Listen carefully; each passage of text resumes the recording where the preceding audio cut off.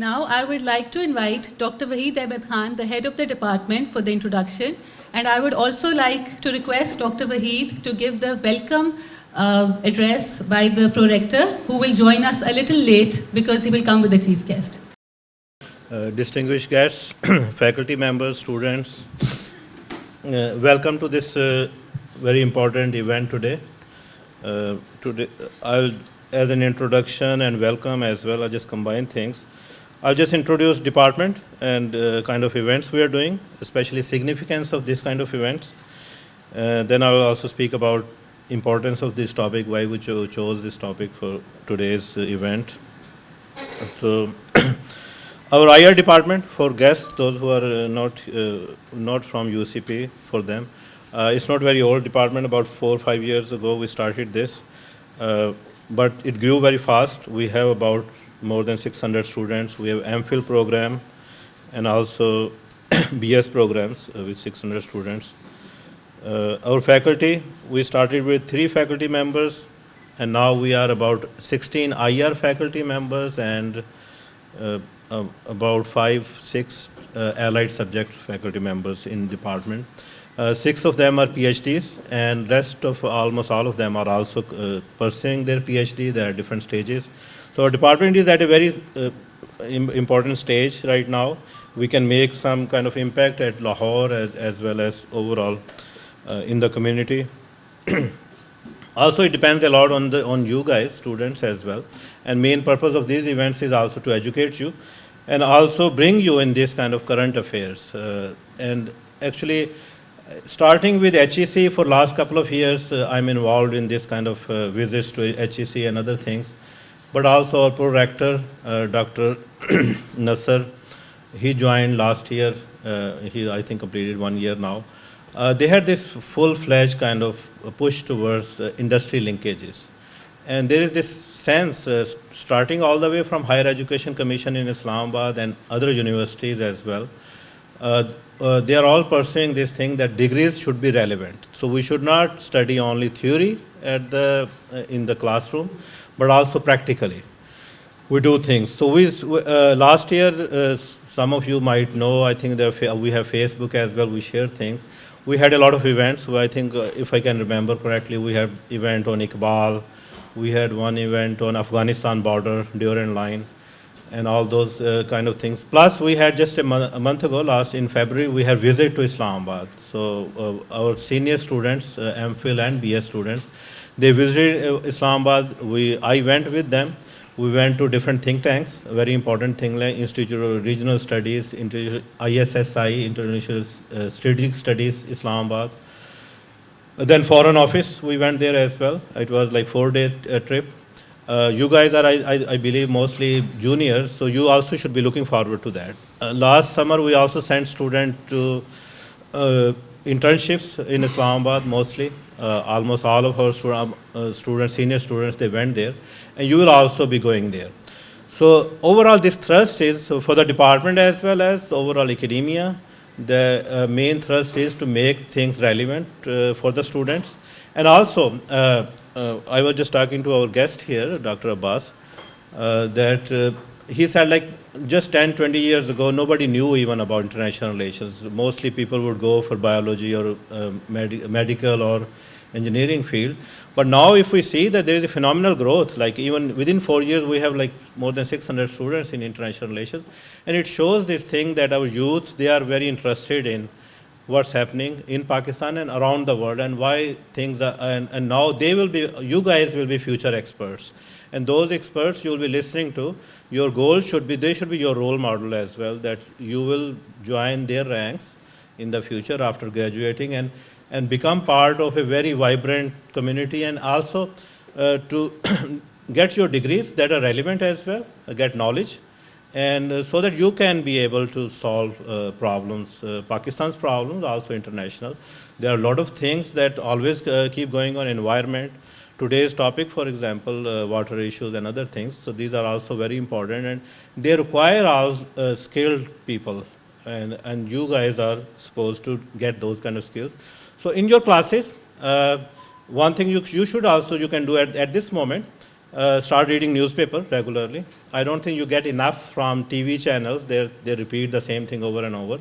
But take one good newspaper, Dawn or any good English newspaper, and stay in touch with the current affairs so that your degree is relevant.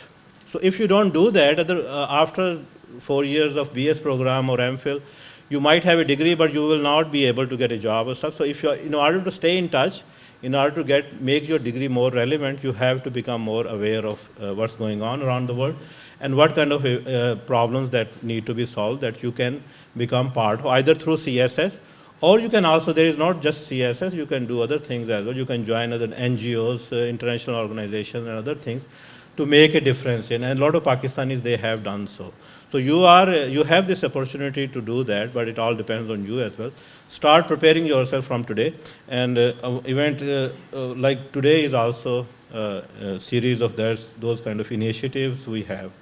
Plus, if some of you go for research, these events will also show that try to do research that is more relevant. That is for our faculty members as well. That it should not be, research should not be just to get an article published or get promotion and stuff, but also research should be aimed at solving problem. And there are a lot of pressing issues in Pakistan, especially that are relevant to international affairs. If you can pick up any issue, even on our border, Afghanistan issue, India, Kashmir, water issues that are related to that, Iran, China, these are all, and Pakistan is not a kind of landlocked country or kind of isolated place that it is. Some country like, for example, Canada is just kind of on the one corner and they don't have border with many countries. But Pakistan's geographical location is that we cannot stay isolated from international events, especially regional events as well. So you guys are supposed to stay in touch and be active in these kind of things. So these are the kind of, I think, the things you should keep in mind for all these things. So a few things I will talk about today's topic. It's very important in many ways. Actually, we mentioned only, I believe, legal, political, and technical aspect.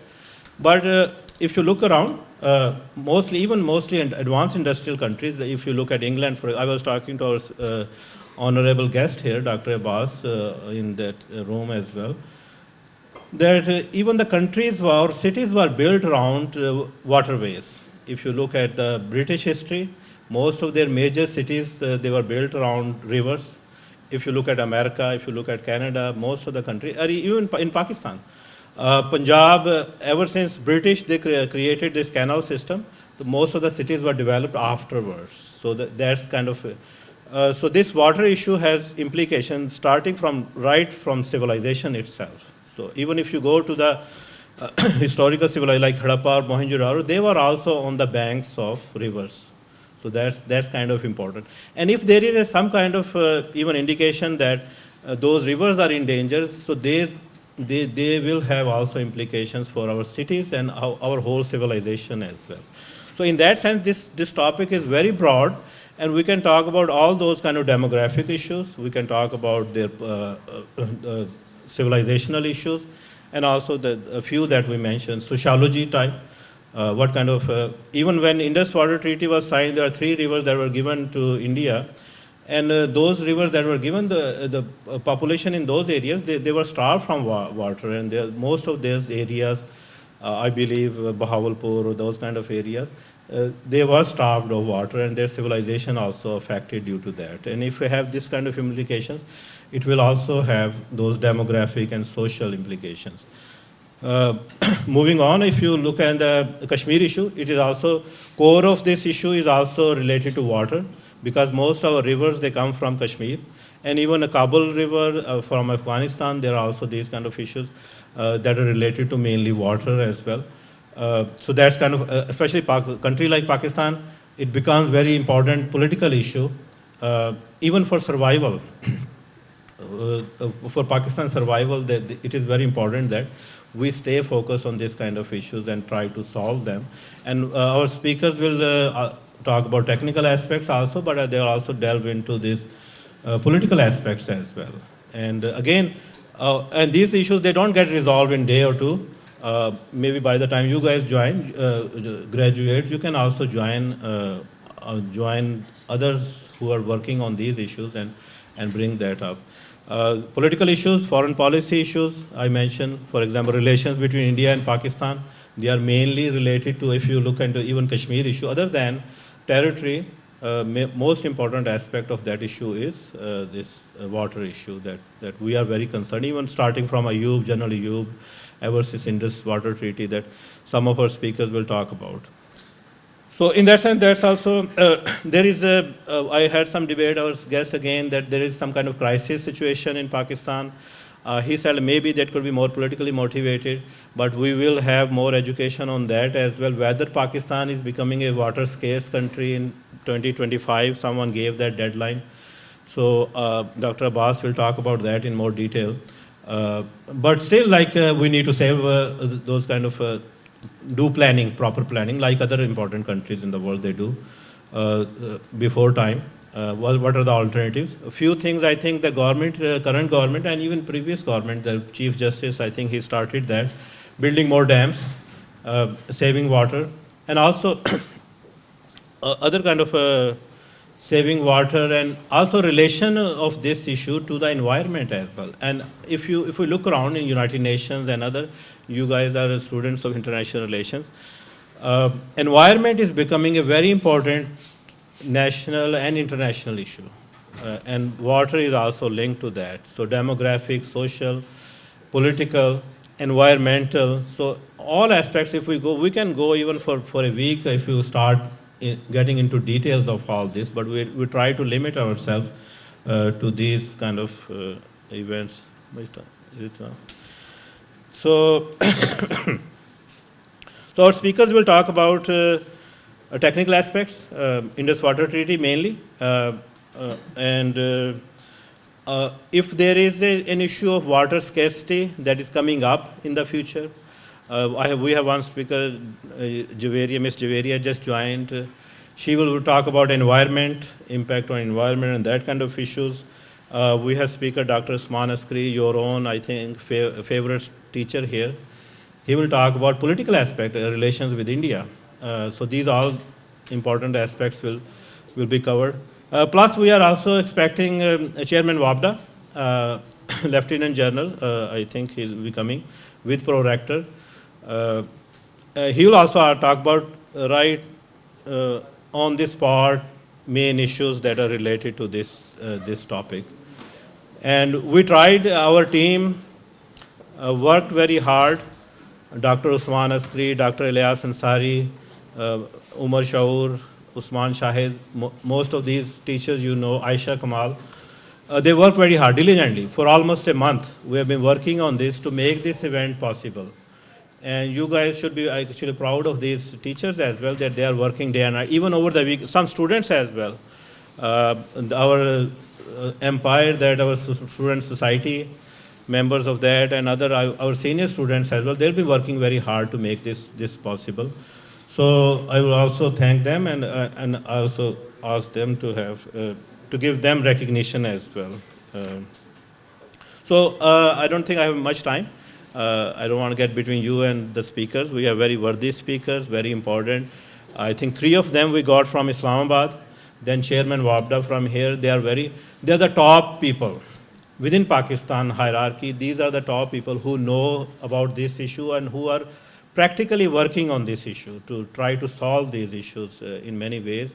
And they will talk about this hands-on experience, these day-to-day things they face every day, not just scholarly things that we discuss in the classroom. So I will leave the podium now and ask Aisha to invite our guests and start our program. Welcome to this program. This is a very important issue. Again, what you learn from here, share with other students as well, and make this kind of debate in your cafes and other places as well to make an impact in Pakistan and in the world. Thank you.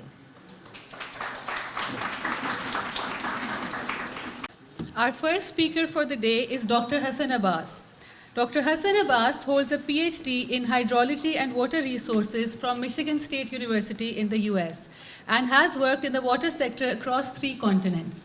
In Pakistan, he was appointed as the first UNESCO chair for integrated water resources management. Currently, he is engaged in master planning for water supply and stormwater drainage systems for major cities in Pakistan. He has extensive research and industry experience in water resources evaluation, hydrological field investigations, climate change, environmental instrumentation, hydrometers, civil engineering works, GIS applications, environmental modeling through massive databases, and project management. Please welcome Dr. Hassan Abbas. Assalamu alaikum. First of all, I am extremely grateful to this very prestigious institution of Pakistan, Dr. Waheed and Pro-Rector, and everybody else who is involved in arranging this event. I congratulate each one of you for hosting such a good event, and I feel honored and privileged to be standing here in front of these brilliant students who are pursuing something which could be extremely beneficial for the future of Pakistan. May I ask, with your permission, to switch to Urdu if everybody understands that? Okay, thank you very much. اصل میں جو students اور young لوگ ہیں نا، ان کو دیکھ کے میں تھوڑا سا پرائم ہو جاتا ہوں کہ یار کچھ چیزیں جو ان کو نہیں بتائی جا رہی ہیں وہ ان کو پتہ ہونی چاہیے، جو مین اسٹریم میڈیا میں نہیں آتی ہیں، اور ایک کائنڈ آف ریٹرک اور ایئر بنی ہوتی ہے، اور اس میں پھر وہ سب ایک ہی طرف سوچ رہے ہوتے ہیں، اور آؤٹ آف دا باکس پھر وہ کوئی نہیں جا سکتا. تو ابھی یہ جو واٹر سیکیورٹی کی بات ہے یا واٹر انسیکیورٹی کی بات ہے، اس میں لیگل، پولیٹیکل، ٹیکنیکل اسپیکٹس ہیں، اور آپ انٹرنیشنل ریلیشنس کے اسٹوڈنٹس ہیں. Indus water treaty I don't know کہ فارملی یہاں پہ پڑھائی گئی ہے یا پڑھائی جائے گی یا کسی نے اسٹڈی کی ہے، لیکن انڈس واٹر ٹریٹی کے بارے میں اگر آپ ویسے گوگل پہ سرچ کریں گے، ورلڈ بینک کی رپورٹس پڑھیں گے، ایکسپرٹس کی باتیں سنیں گے، ٹی وی شوز سنیں گے، تو ایک چیز آپ کو بار بار سننے کے لیے ملے گی کہ یہ بہت زبردست ٹریٹی ہے. دس از اے ٹریٹی وچ ہیز وithstood وارس. ملکوں کے درمیان وارز ہوئی ہیں، ہندوستان اور پاکستان کے درمیان، لیکن treaty has withstood wars and stuff like that. اور مطلب ہے کہ یہ بہت اچھی ٹریٹی ہے، اور اس ٹریٹی نے ہمیں بچایا. اگر یہ ٹریٹی نہ ہوتی تو پتہ نہیں ہمارے ساتھ کیا ہو جاتا. لیکن اس کے پیچھے کچھ امپورٹنٹ فیکٹس ہیں جو ہم لوگوں کو نہیں پتہ. آپ انٹرنیشنل ریلیشن شپس کے اسٹوڈنٹس ہیں، آپ کو پتہ ہوگا کہ جب بھی ایک ٹریٹی ہوتی ہے نا، تو ٹریٹی میں 2 پارٹیز انوالو ہوتی ہیں ایٹ لیسٹ، اور ان دونوں کی ایک پوزیشن ہوتی ہے.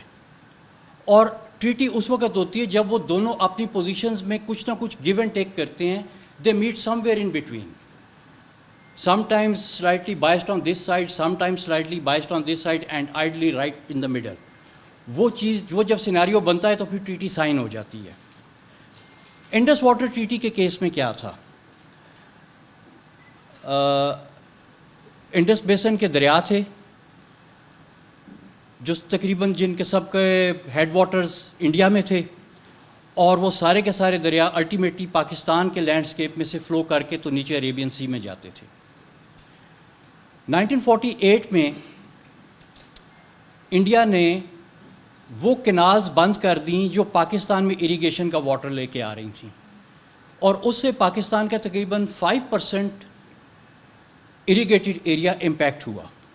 سو remember this figure. India impacted 5% of Pakistan's irrigated area by shutting down those canals in 1948. اس پہ بڑا ہیو اینڈ کرائے ہوا. پاکستان نے شور مچایا کہ بھئی یہ ایک this is kind of a water terrorism, آبی جاریت ہوئی ہے، اور it was against all the international rules and laws. Actually یہ چیز جو ہے نا، یہ 1949 میں جنیوا کنونشن آ گیا تھا. جنیوا کنونشن میں اس چیز کو ایز اے وار کرائم ہم انٹرنیشنل کورٹ میں لے کے جا سکتے تھے، because it suited the definition of a war crime, جس میں آپ اپنے پولیٹیکل گینز کے لیے سویلین پاپولیشن کے اسپیشلی واٹر ریسورسز کو بند کرتے ہیں، یا ایسے ریسورسز جن پہ سویلین پاپولیشن ڈپینڈنٹ ہے. اور وہ تو we had a very strong legal case against that thing. Second جو ایک اور ہمارے پاس بڑی اچھی لیگل پوزیشن تھی وہ یہ تھی کہ اگر انڈیا واٹر ریسورسز کو ڈیولپ کرنا چاہتا ہے اپ اسٹریم تو وہ اتنا ہی ڈیولپ کر سکتا ہے کہ ڈاؤن اسٹریم کے جو ایگزسٹنگ یوز ہے اس کو نقصان نہ پہنچے. یہ بھی انٹرنیشنلی ریکگنائز چیز تھی. 1910 کے میرے خیال میں یہ میڈرڈ ڈیکلیریشن تھی, مونٹاویڈیو پیکٹ تھا, اور اس طرح کے بہت سے تھے. ایون 19 سینچری کے 1800 سم تھنگ کے بھی کچھ اس طرح کے انٹرنیشنل پریسیڈنسز تھے جن میں اس چیز کو, جس کو آپ کہتے ہیں کہ پرائر یوز, کہ آپ کا جو پرائر یوز ہے اس کو ڈسٹرپٹ نہیں کرنا اپ اسٹریم ڈیولپمنٹ نے. تو وہ چیزیں اس کے بیچ میں ساری شامل تھیں, اور وہ ہمیں ایک بہت لیگل پوزیشن دیتے تھے. لیکن ہم نے اس اپنے لیگل ایڈوانٹیج کو فار سم ریزن ایکسپلائٹ نہیں کیا. وہ ایکسپلائٹ نہ کرنے کی بھی وجوہات تھیں, لیکن انڈس واٹر ٹریٹی میں جو سب سے امپورٹنٹ چیز ہے ٹو بگن ود وہ یہ ہے کہ کچھ عرصے کے بعد ورلڈ بینک کیم ان, اور ورلڈ بینک نے میڈیشن آفر کی, اور اٹ واز ان 1953 کہ فار دا فرسٹ ٹائم دونوں ملکوں نے اپنی اپنی پوزیشن جو ہے وہ ورلڈ بینک کے سامنے ان رائٹنگ رکھی. اس میں پاکستان نے کہا کہ ہم 100% ویسٹرن ریورز استعمال کریں گے اور up to 30% eastern rivers India کو استعمال کرنے کی اجازت دیں گے. اب ویسٹرن ریورز بیسیکلی تھا انڈس, جیلم, چناب, اور ایسٹرن ریورز تھے راوی, بیاس اور ستلج. تو جب بھی میں ایسٹرن اور ویسٹرن کی بات کروں تو this is the difference between this the combination of the two terms. India نے جو اپنی پوزیشن دی, انڈیا نے کہا کہ ہم 100% ایسٹرن ریورز استعمال کریں گے اور 7% ویسٹرن ریورز بھی استعمال کریں گے. Now this is where the two positions were. اس کے بعد میں نیگوسیشن شروع ہو گئیں, ڈیلیگیشنز آ رہے ہیں, جا رہے ہیں, یہ ہو رہا ہے, وہ ہو رہا ہے, اور پھر ایک بہت زبردست ٹریٹی جس کو ابھی بھی سب لوگ زبردست کہتے ہیں, وہ زبردست ٹریٹی سائن ہوئی. جب ٹریٹی سائن ہوئی in 1960, at least 7 years of negotiation, تو India got 100% of eastern rivers and 7% of western rivers. So my question is, where was the treaty? What did we get? ہماری position تو کچھ اور تھی, یہ تو 100% انڈیا کی پوزیشن تھی. تو انڈیا کو تو سب کچھ مل گیا, ہمیں کچھ بھی نہیں ملا, ہم اس کو ٹریٹی کہہ کے خوش ہو رہے ہیں. That was the maximum they could take.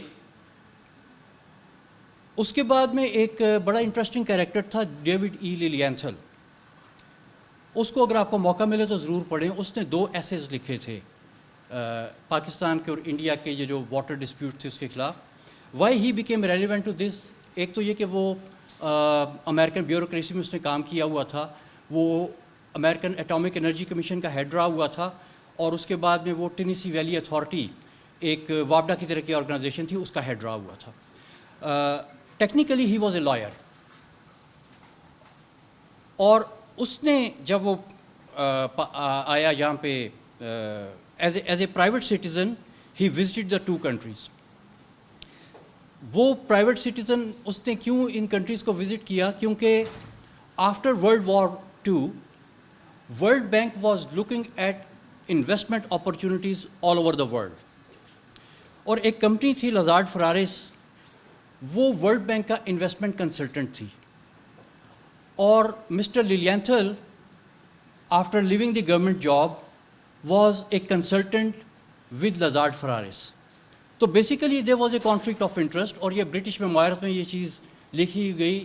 Else Albania کی کتاب ہے امپائرز آف دی انڈس, اس میں اس چیز کا ذکر ہے کہ یہ کانفلکٹ آف انٹرسٹ تھا لیلینتھل کا, کہ وہ ادھر آیا, وہ اس نے دیکھا کہ بھئی ان ملکوں کے بیچ میں جنگ چل رہی ہے, اور اس سے ہم ورلڈ بینک کے لیے انویسٹمنٹ اپرچونیٹیز کریٹ کر سکتے ہیں. اور اس نے پہلے یہاں پہ وزٹ کیا 1951 میں, پاکستان کے پرائم منسٹر سے ملا, اس کے بعد وہ انڈیا کے پرائم منسٹر سے ملا, وائس ورسا. پہلے میرے خیال میں وہ نہرو سے ملا تھا, بعد میں وہ لیاقت علی خان سے ملا, اور اس میں اس نے اور بھی کافی ساری چیزیں لکھی, لیکن ایک بڑی امپورٹنٹ اس نے چیز لکھی جو انٹرسٹنگ ہے. اس نے لکھا کہ نہرو سے جب میں ملا تو نہرو نے مجھے کہا کہ جو ایک پروفٹ ہوتا ہے یا کوئی گاندھی جی جیسا پولیٹیشین ہوتا ہے وہ صرف اور صرف سچ کو دیکھتا ہے اور وہ صرف اور صرف سچ کو پرسو کرتا ہے اور وہ غلط بات نہیں کرتا. اس نے کہا لیکن میں پروفٹ نہیں ہوں, میں اسٹیٹس مین ہوں اور میں نے ڈے ٹو ڈے بیسس پہ کام کرنا ہے. لیاقت علی خان کے بارے میں وہ لکھتا ہے کہ Liaquat Ali is a soft spoken person but his words carry conviction and he means business. Got it. اب یہ اس نے نہیں کہا کہ لیاقت علی بہت کام کا بندہ ہے. اس نے کہا کہ نہرو تو ڈے ٹو ڈے بیسس پہ کام کرتا ہے, اس کے ورڈز میں کنوکشن ہے, تو اس لیے نہرو کو جو ہے ہمیں سپورٹ کرنا چاہیے. اب آپ تھوڑا سا کرونالوجیکل ایونٹس کو دیکھیں. 1951 میں اس نے میرے خیال میں اپریل اور مئی میں اس نے وزٹ کیا ان کنٹریز کو. جون میں 1951 کے جون میں اس نے 2 ایسیز لکھے.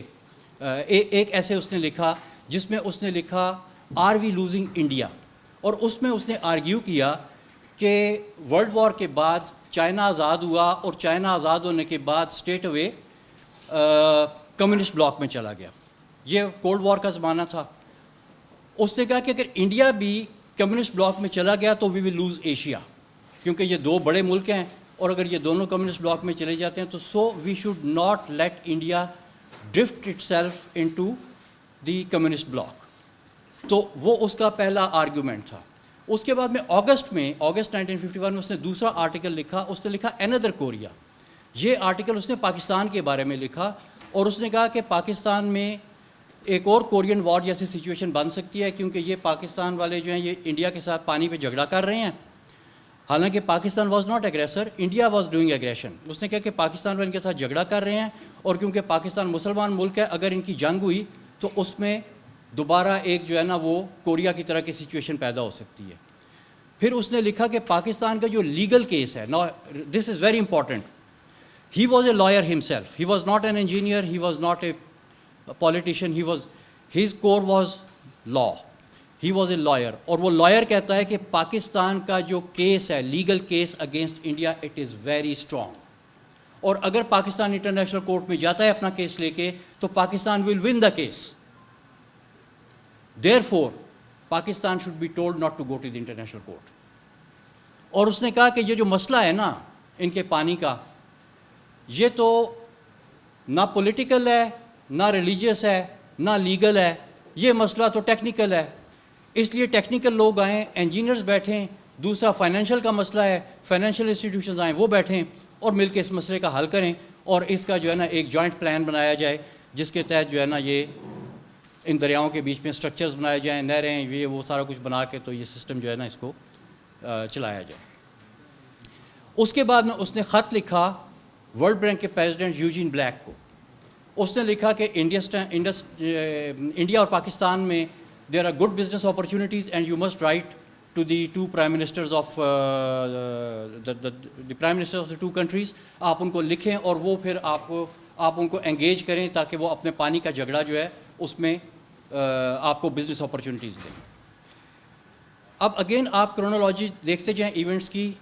In April and may he visits these countries.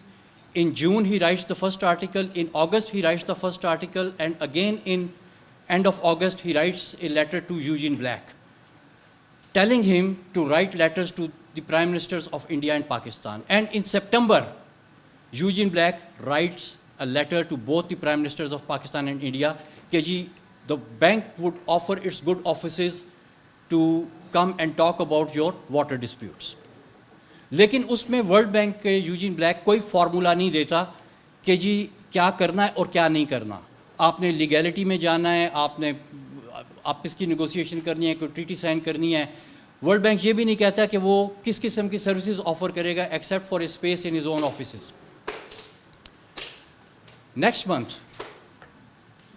October of 1951 Liaquat Ali is assassinated. 3 weeks later World bank کا دوسرا لیٹر آتا ہے جس میں ورلڈ بینک اپنا فارمولا دیتا ہے کہ یہ کس فارمولے کے تحت ہماری نیگوسیشنز ہوں گی. اور اس فارمولے کی ایک بہت امپورٹنٹ کلاز وہ یہ تھی کہ ایگزسٹنگ اور ہسٹوریکل یوزز آف واٹر کی بات نہیں ہوگی, ہم بات صرف فیوچر یوز کی کریں گے. And that is how the negotiation will proceed. اب ادھر آ کے اگر آپ ڈاٹس کو کنیکٹ کریں تو what it was, Nehru was a light person. They wanted India to not to go in communist bloc. They did not want Pakistan to go and win a case in international court. They knew Liaquat Ali was a hurdle. His words carried conviction. So they removed all the hurdles. Liaquat Ali کے ہوتے ہوئے world bank نے formula نہیں دیا. لیاقت علی کے assassination کے 3 ویکس کے بعد ورلڈ بینک نے اپنا فارمولہ دے دیا, جس کی most important damaging clause Pakistan کے لیے یہ تھی کہ پاکستان لیگل پروسیڈنگز میں نہیں جائے گا, پرائر اپروپریشن اور پرائر یوز, ہسٹوریکل یوز کی بات نہیں کرے گا, اور everything from this point onward would be based on future. تو یہ تھوڑی سی انڈس واٹر ٹریٹی کی ہسٹری ہے. اس کے بعد میں ٹریٹی میں کیا لکھا گیا 1954 میں, یہ بھی ایک بڑی امپورٹنٹ اور انٹرسٹنگ چیز ہے. ٹریٹی سے پہلے جب پاکستان اور انڈیا کی 1953 کے بعد نیگوسیشنز فیل ہوئیں 2-3 دفعہ, ورلڈ بینک پہ کوئی ہیڈ وے نہیں بن رہا تھا, تو جنرل ویلر تھا, he was a former corps of engineers officer from American Army but now retired and working for the World Bank. General wheeler نے فارمولہ دیا. اس نے کہا کہ جی یہ جو انٹرنیشنل بارڈر ہے نا, اس کے اوپر لائن ڈرا کریں, جتنے دریا ادھر ہیں وہ انڈیا ڈیولپ کرے اور جتنے دریا ادھر ہیں وہ پاکستان ڈیولپ کرے. اب وہ جو انڈیا کی پوزیشن تھی کہ اس نے 7% ویسٹرن ریورز لینے ہیں, یہ اس میں کمپرومائز ہو رہا تھا. پاکستان کی طرف سے کیا کمپرومائز ہو رہا تھا کہ پاکستان کہہ رہا تھا کہ میں نے 30% اس کو ویسٹرن ریورز لینے ہیں, پاکستان کی طرف سے 70% of eastern river, sorry Pakistan کی طرف سے 70% ایسٹرن ریورز کمپرومائز ہو رہے تھے. تو اس فارمولے میں at least there was some compromise on both sides, and India readily accepted this formula. India نے کہا کہ بالکل ٹھیک ہے, بارڈر سے اس طرف پاکستان, بارڈر سے اس طرف میں. Pakistan objected to it. لیکن اب میں آپ کو مزید ڈیٹیل نہیں بتاتا, آپ انٹرنیشنل افیئرس کے اسٹوڈنٹس ہیں, you go on investigating what happened between 1954 and 1960 کہ انڈیا مانا ہوا تھا کہ وہ ویسٹرن ریورز میں سے کچھ نہیں لے گا. جب ٹریٹی سائن ہوتی ہے تو اس کو 7% وہ بھی مل جاتا ہے. What happened? Pakistan was not ready. Pakistan وہ فارمولہ نہیں مان رہا تھا کہ بارڈر کے اوپر وہ 100% ایسٹرن لے رہے ہیں, ہم 100% ویسٹرن لے لیں. تو اس کے بعد میں اگر پاکستان نہیں مان رہا تھا تو 1960 میں پاکستان کو کچھ فالتو ملنا چاہیے تھا, نہ کہ انڈیا کو. یہ کیا ہوا؟ اب یہ وہ چیزیں ہیں, یہ میں آپ کے لیے کویسچن پھینک رہا ہوں آپ لوگوں, آپ اسٹوڈنٹس ہیں نا, دیکھیں اس کویسچن کو انویسٹیگیٹ کریں. اور ایک بہت امپورٹنٹ چیز انڈس واٹر ٹریٹی کے بارے میں بہت کم لوگوں کو پتہ ہے اور بہت کم بتائی جاتی ہے, بلکہ ہائی لائٹ تو کبھی بھی نہیں کی جاتی, which is worth being highlighted. وہ یہ ہے کہ Indus water treaty was not a stand alone document. Pakistan نے ورلڈ بینک سے قرضہ لینا تھا, اس کے لیے پاکستان ایک فنڈنگ ایگریمنٹ کروانا چاہتا تھا, اور اس فنڈنگ ایگریمنٹ کے تحت پاکستان کو ورکس کے لیے قرضے ملنے تھے ورلڈ بینک سے. تو ورلڈ بینک نے کہا کہ تم ٹریٹی سائن کرو گے تو میں تمہیں یہ فنڈنگ دے دوں گا. اور the treaty was only an annexure to the funding agreement. Treaty is not a stand alone document, this is an annexure to a funding agreement. تو this is the truth about Indus water treaty. اچھا, Indus water treaty میں ایک اور چیز تھی کہ کیونکہ India نے کہا تھا کہ میں نے پاکستان کے 3 دریا روکنے ہیں. اب دریا روکنے کے لیے آپ کو ڈیم بنانا پڑتا ہے, تو انڈیا نے 3 ڈیمز اس ٹریٹی میں لیے, بھاکڑا ڈیم آن ستلج, پونگ ڈیم آن بیاس, اور یہ آپ کا رنجیت ساگر ڈیم آن راوی. یہ 3 ڈیم تھے. یہ انڈیا نے بیاس, راوی اور ستلج کے اوپر 3 بڑے ڈیم بنانے تھے, because they had to stop these rivers from flowing to Pakistan. Pakistan نے جیلم اور انڈس کے اوپر 2 ڈیم لیے. What for? پاکستان نے کس کا پانی روکنا تھا؟ وہ تو دریا پہلے ہی پاکستان میں چل رہے تھے. پاکستان میں ان ڈیمز کی ضرورت نہیں تھی, لیکن some how the decision makers of Pakistan wanted to get money to build those dams. ان کی پولیٹیکل ریزنز بھی تھے, اور انٹرسٹ گروپس جنہوں نے اس میں کام کرنا تھا, جو کہ سارے پاکستانی نہیں تھے, باہر کے بھی تھے, انہوں نے بھی اس سے فائدہ اٹھانا تھا اس کنسٹرکشن پروجیکٹ سے. لیکن کیا پاکستان کو واقعی ڈیمز کی ضرورت تھی؟ ابھی تک تو یہی بتایا جاتا ہے کہ بھئی یہ 2 ڈیم نہ ہوتے تو ہم مر جاتے.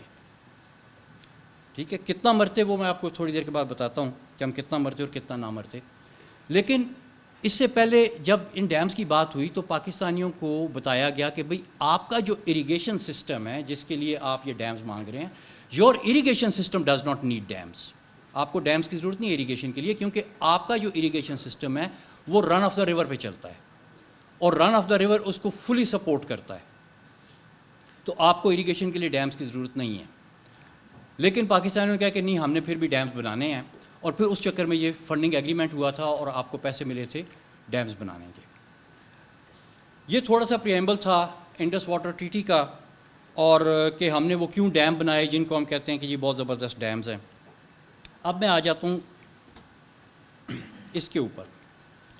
ہم بات کر رہے تھے ریورز کو ڈیوائیڈ کرنے کی, لیکن ریورز جو ہیں وہ بیسیکلی سویلائزیشن کو بناتے ہیں اور یونائٹ کرتے ہیں.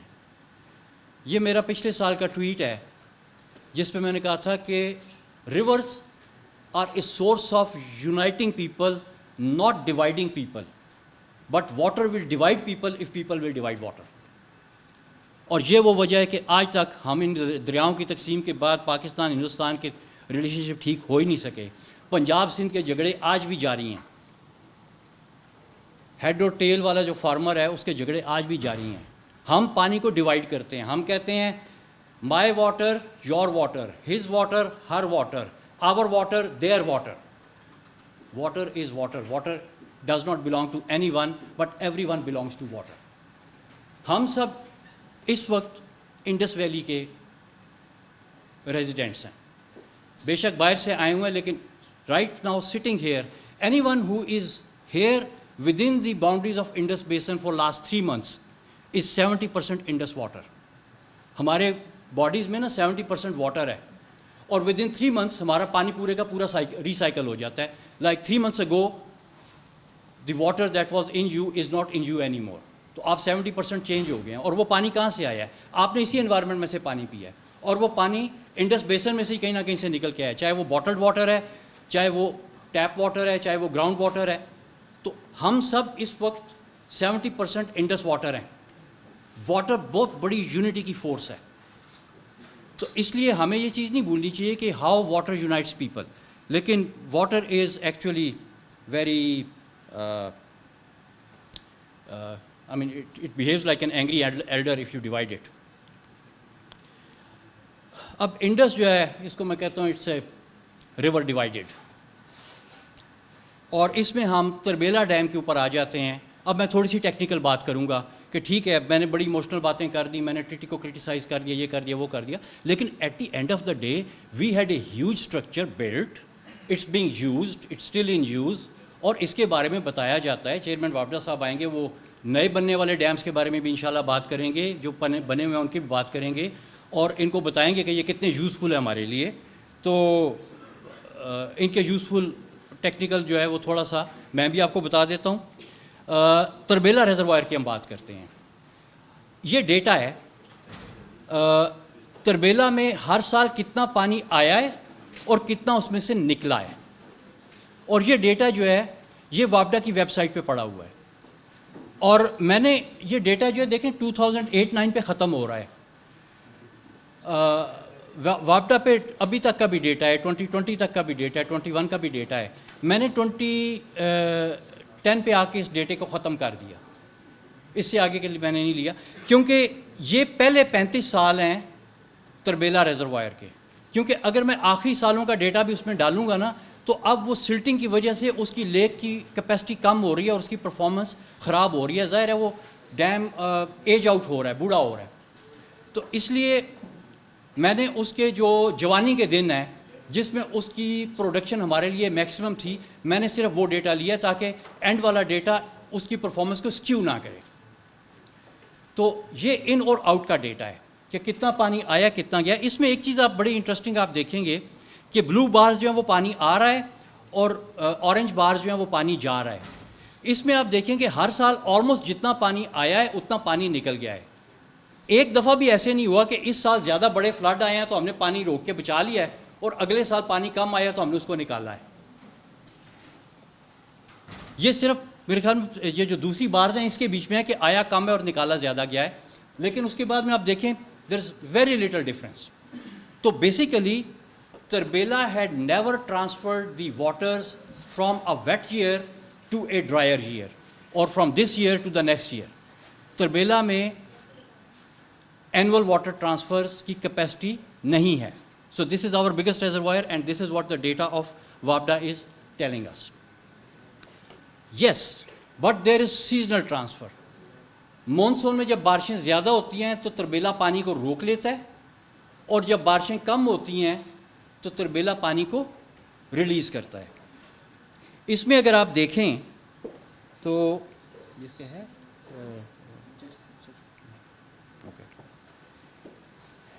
اس میں آپ دیکھیں یہ جو آپ کی لوور بارز ہیں جو نیچے جا رہے ہیں یہ پانی کو روک رہا ہے, اور جو آگے اوپر جا رہی ہیں بارز اس میں پانی جو ہے وہ آگے چل رہا ہے, تربیلا ریلیز کر رہا ہے. اور پانی وہ روک کب رہا ہے؟ جون جولائی میں جب پانی زیادہ ہے. اور جو سردیوں کے مہینے ہیں September to all the way to April, ادھر تک پانی جو ہے وہ دیا جا رہا ہے. یہ بیسیکلی جو آپ کی ربی کی فصلیں ہیں ان کے لیے پانی جو ہے تربیلا چھوڑتا ہے. لیکن جو گرین بارز ہیں وہ پانی ہے جو بغیر تربیلا کے بغیر ریور میں سے اریگیشن کے لیے جا رہا ہے. تو آپ دیکھیں کہ بغیر تربیلا کے کتنا پانی جا رہا ہے اور تربیلا کی کتنی کنٹریبیوشن ہے, تو آپ کو پتہ چلے گا کہ اس میں کتنی سگنیفیکنس ہے. یہ تھوڑے سے نمبرز میں نے یہاں پہ لکھے ہیں کہ اینول سٹوریج کتنی آتی ہے, مین سٹوریج کتنی ہوتی ہے. لیکن جب تربیلا پانی ریلیز کرتا ہے تو ریلیز کرنے کے بعد وہ سارے کا سارا پانی کھیت میں نہیں پہنچتا. 40% ریور میں لوز ہوتا ہے, 60% ریور میں لوز, 40% لاس ریور کا ہے, 30% کینالز کا ہے, 30% واٹر کورسز کا ہے. نیچے میں نے ملٹیپلائی کر کے بتایا ہے کہ 6.7 MAF میں سے آلموسٹ 2 MAF ہے جو فارمر کے فیلڈ میں پہنچتا ہے. تو اب آپ یہ دیکھیں کہ آپ کا جو اریگیشن سسٹم ہے which is using about 104 million acre feet of water, اس میں تربیلا کی کنٹریبیوشن جو ہے وہ صرف 2 ہے, صرف 2 MAF ہے وچ از لیس دین 2%. لیکن یہ تھوڑی سی جو ہے نا بائسڈ ہے کیونکہ اس میں گرمیوں کا بھی شامل کر رہا ہوں. تربیلا کے پانی کی ضرورت جو ہے وہ سردیوں میں ہوتی ہے. تو میں نیکسٹ گراف ہے اس میں یہ پانی ہے جو ہم سردیوں میں استعمال کرتے ہیں. تو سردیوں میں یہ تقریباً لیس دین 4%, 3.5% جو ہے اتنی سی اس کی کنٹریبیوشن. تو ایون سردیوں میں بھی اگر تربیلا کی کنٹریبیوشن دیکھی جائے تو وہ سردیوں میں صرف 3.5% ہے. اور اگر میں اس کے ساتھ منگلا کو بھی شامل کروں کیونکہ منگلا کے بھی مور اور لیس یہی نمبرز ہیں, تو یہ تقریباً 4 to 5% پانی ہے جو یہ دونوں ڈیم ملا کے آپ کو دیتے ہیں. باقی آپ کا system run of the river ہے اور اس کی یہ کنٹریبیوشن. ہائیڈرو پاور اور فلڈ کنٹرول میں بھی ڈیمز کا کردار ہے. اس کے اوپر میں کیونکہ ٹاپک واٹر سے ریلیٹڈ اس پہ میں زیادہ بات نہیں کروں گا, لیکن ہائیڈرو پاور پہ میں ایک چھوٹی سی آپ کے ساتھ سٹیٹس شیئر کروں گا. آپ کا جو لیٹسٹ ہائیڈرو پاور کا پروجیکٹ کمپلیٹ ہونے کے بعد کمیشن ہوا ہے وہ آپ کا ہے نیلم جیلم پروجیکٹ. نیلم جیلم پروجیکٹ کی کاسٹ $6 بلین ہے اور یہ اس کی ڈائریکٹ کاسٹ ہے. اس میں جو کاسٹ آف فائنینسنگ ہے یعنی جو ہم نے فورن کرنسی میں قرضہ لیا ہے اس کے اوپر جو ہم نے مارک اپ دینا ہے وہ اگر آپ ملائیں تو یہ میرے خیال میں 10 بلین کو ایکسیڈ کرے گا. لیکن I don't have the figure so I am not giving you a number. لیکن اگر میں اس کی صرف ڈائریکٹ کاسٹ کے اگینسٹ اس کی پاور کو دیکھوں تو آپ کو نیلم جیلم پروجیکٹ میں 1 واٹ آف پاور انسٹال کرنے کی کاسٹ 6,000 روپیز ہے. Think this thing in your mind. 1 watt کے لیے آپ نے 6,000 روپیز ٹیکس پیئر سے لیا ہے.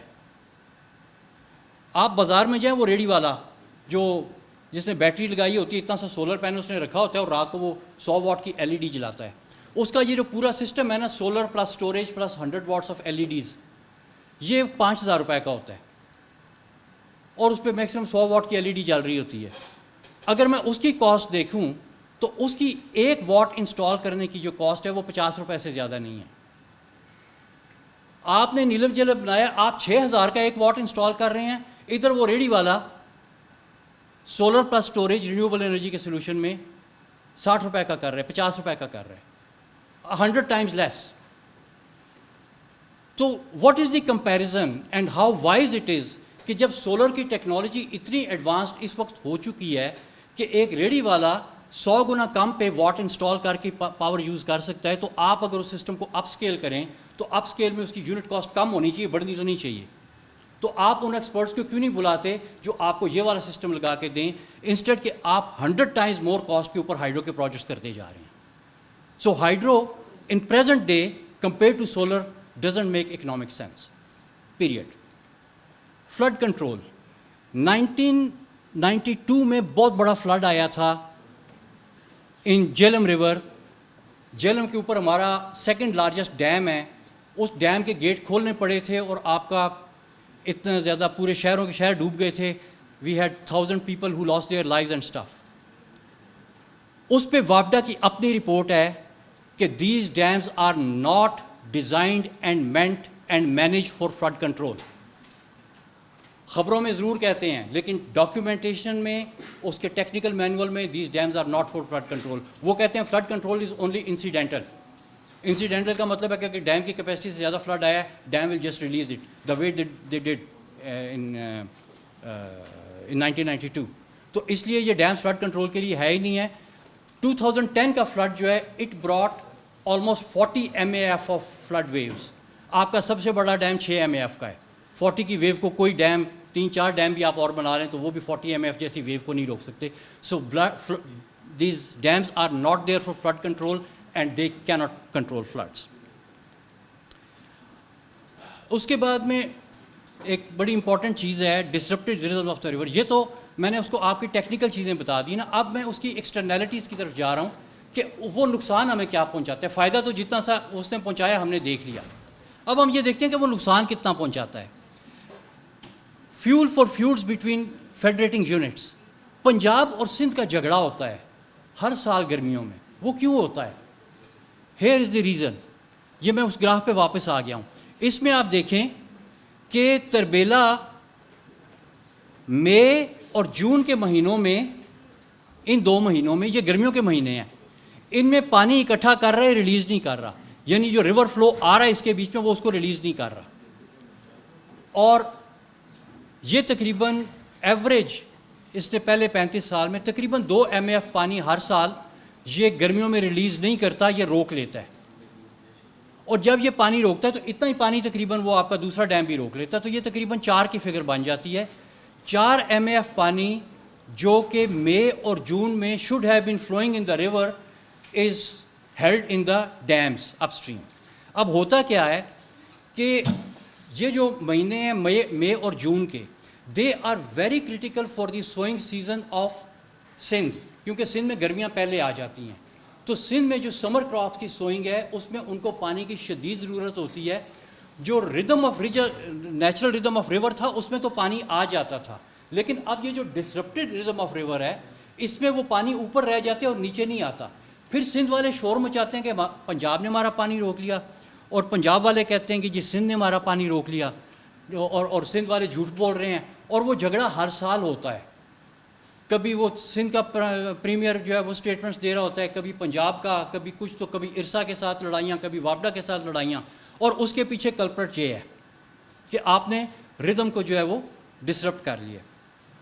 اب مجھے کہا جا رہا ہے کہ میں اپنی پریزنٹیشن ختم کر دوں, اس لیے میں نیکسٹ ٹاپکس کے اوپر نہیں جاؤں گا. آئی ول کلوز اٹ ہیئر. باقی یہ تھوڑی سی اور چیزیں ہیں, یہ ساری نقصانات ہیں. I will just run through the slides. Okay. Okay, great. So just I'll run through these slides. یہ وہ باقی نقصانات ہیں جو ڈیمنگ اور ڈائیورشن سے ہوتے ہیں. اس میں یہ آپ کا یہ جس جگہ کی تصویر ہے نا, سمندر جو ہے اس جگہ سے 40 کلومیٹرز ڈاؤن ساؤتھ تھا, اب سمندر یہاں پہ آ گیا ہوا ہے. یہ آپ کے ڈیلٹا کی ایروجن ہو رہی ہے. اسی طرح واٹر لاگنگ اور سیلینٹی پنجاب میں بھی ہے, سندھ میں بھی ہے. اربن سیلینٹی سندھ میں بھی ہے, اربن سیلینٹی پنجاب میں بھی ہے.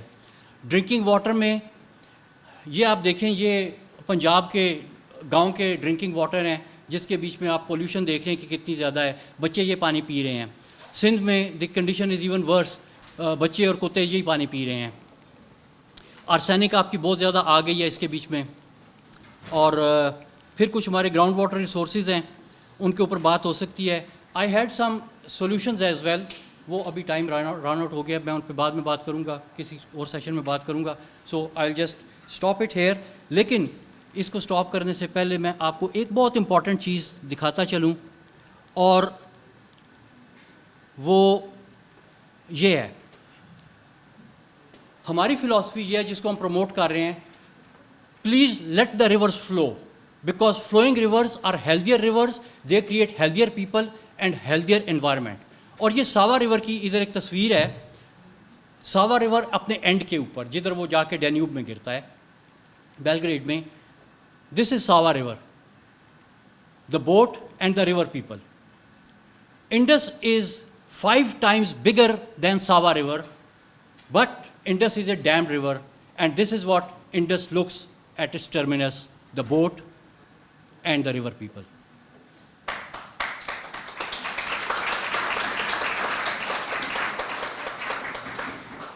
Thank you, Dr. Hassan Abbas, for that insightful discussion. Our second speaker for today is Dr. Muhammad Usman Askari. Dr. Muhammad Usman Askari is an assistant professor in the Department of Politics and IR at UCP. Before this, he served at different teaching and administrative positions at the UMT Lahore for almost a decade. He obtained his PhD in International Relations from University of the Punjab. He's a gold medalist in Masters in IR and distinction holder in MPhil Political Science. His research has been based on the theoretical viewpoints of big powers rivalry with mere focus on territorial disputes in the South China Sea, geopolitical dynamics in Indian Ocean, blue economy, maritime affairs, new great game, naval doctrines, etc. And his research has often addressed questions relating to security issues of South Asia, East Asia, and Indo-Pacific regions. Please welcome Dr. Usman Askari. Bismillahirrahmanirrahim. Respected guest, Sir Hassan Abbas, worthy HOD Dr. Wahid Ahmad Khan, faculty members, and dear students. The title of my today's talk is related to the Indian violation of Indus Water Treaty. There is a greater debate that whether this treaty is being violated by India or not. So I am going to put an open-ended question here, whether to find yes, of course, whether India is violating Indus Water Treaty or not. So today we would be looking towards the prologue to the treaty, though Dr. Hassan Abbas has shed a lot of light on the background of the Indus Water Treaty. Somehow I would be discussing a few areas which are not being discussed yet. And then I would be talking about the provisions on western rivers, and ultimately the treaty which is being cherished by a lot of numbers of people within Pakistan and outside Pakistan. We would be finding that how and in what way this Indus Water Treaty is becoming a damaging thing for Pakistan.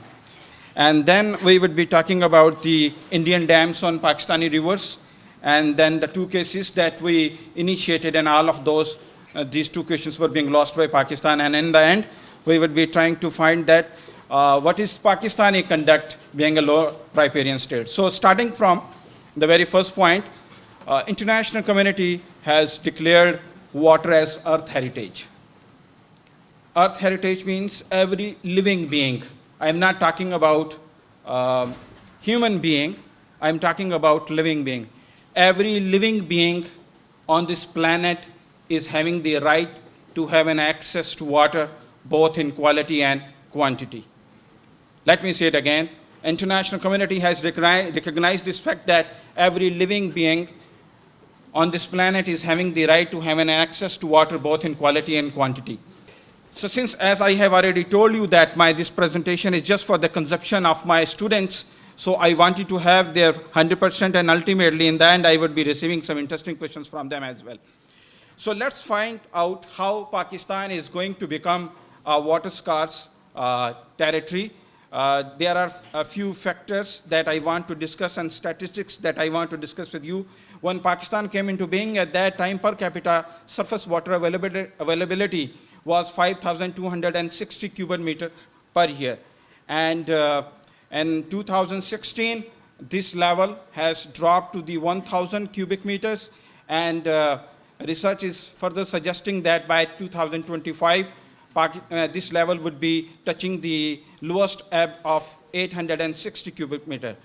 Pakistani Council of Research in Water and Resources have already suggested that in 1919, Pakistan has reached the water stress line, and Pakistan has crossed the water scarcity line in 2005, and Pakistan would be running dry by 2025, and ultimately Pakistan will be declared as a country having acute shortage of water by 2040. So these are the figures which are going to give us the idea that we are not basically talking about any fantasy. This is something, a reality that we as a Pakistani are supposed to face in a very short period of time in upcoming future. So United Nations, though, is going to acknowledge that there are 43 countries in this world which are facing severe water shortage. Though not all of them, they are facing water shortage crisis, crisis-like situation in their countries. They are facing because of the water shortage of climatical change and environmental changes. But most of the countries in this list, they are being victimized because of the monopoly, hydro monopoly being created by the powerful upper riparian states against them. And Pakistan is also one of them.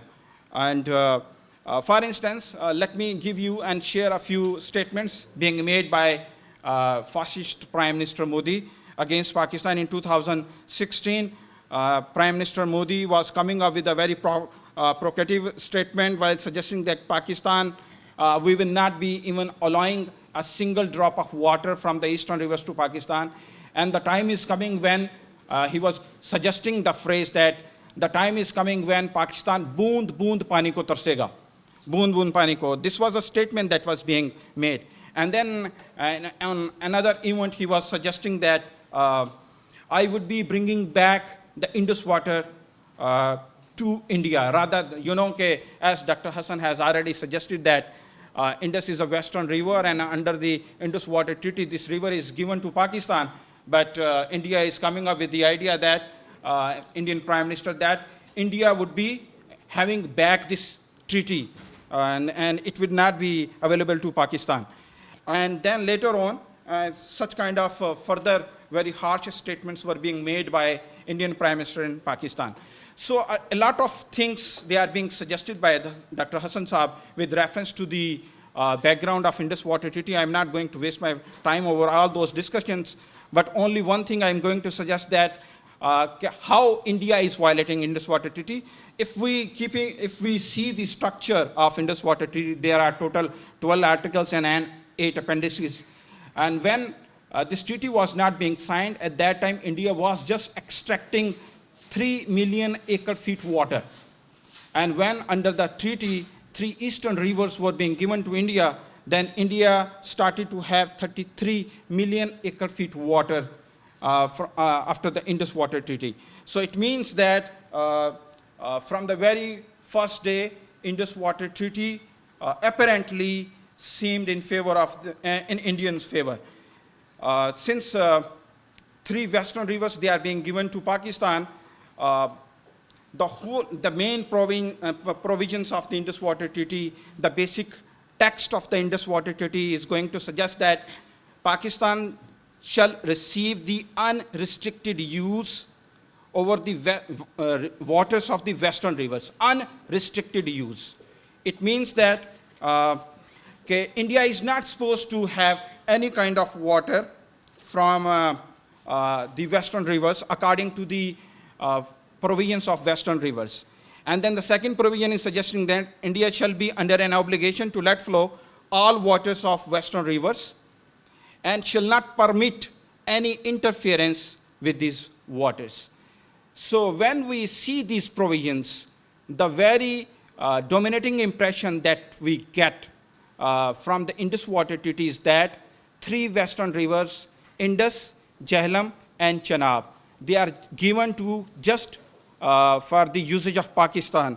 But when we see the permissive clauses being inserted in the further appendixes and annexures, there we find that India has been able, and as Dr. Hassan has rightly suggested, that India also got some share in waters, almost 7%, if I am not wrong.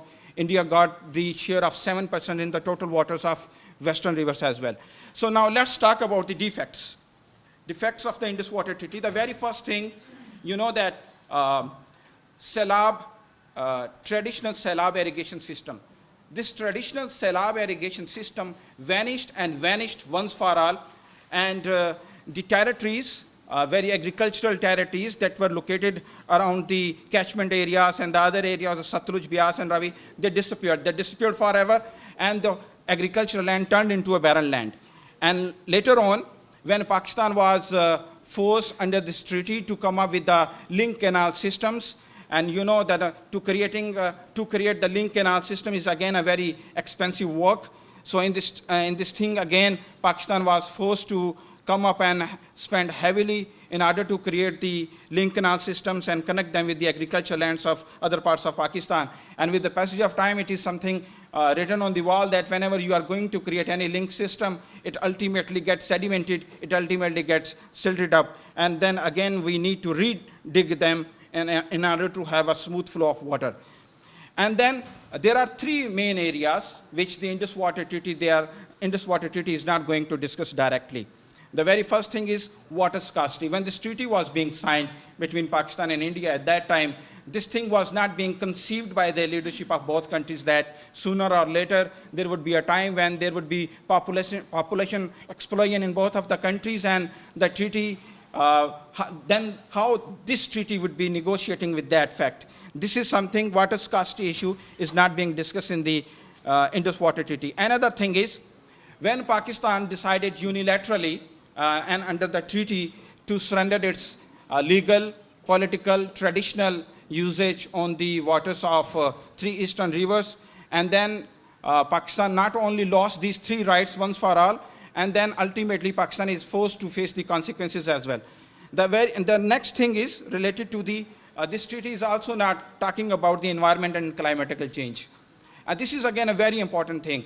When India is going to make rivers on Pakistani, India is going to make run of the river projects or dam on Pakistani rivers, and ultimately when Pakistan is supposed to receive the water flow coming from the upper riparian territories, the amount of water that is available for Pakistan ultimately gets decreased.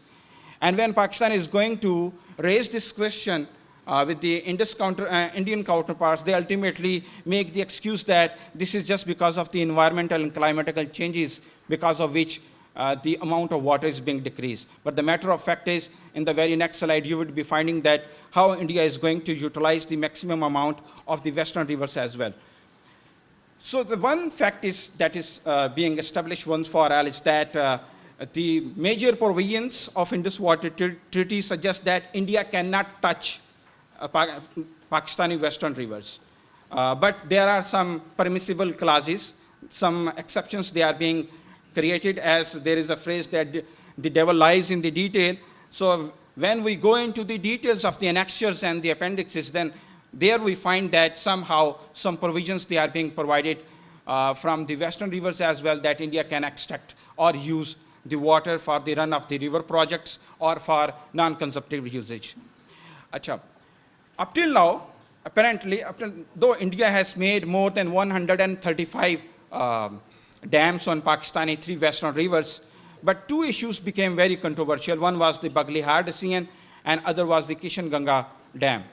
And when the decision came in Indian favor, immediately India decided to create 24 run of the river or water reservoirs on Indus River, and minded that this is something Pakistan, this is the biggest and the largest river that is being given by Indus Water Treaty to Pakistan.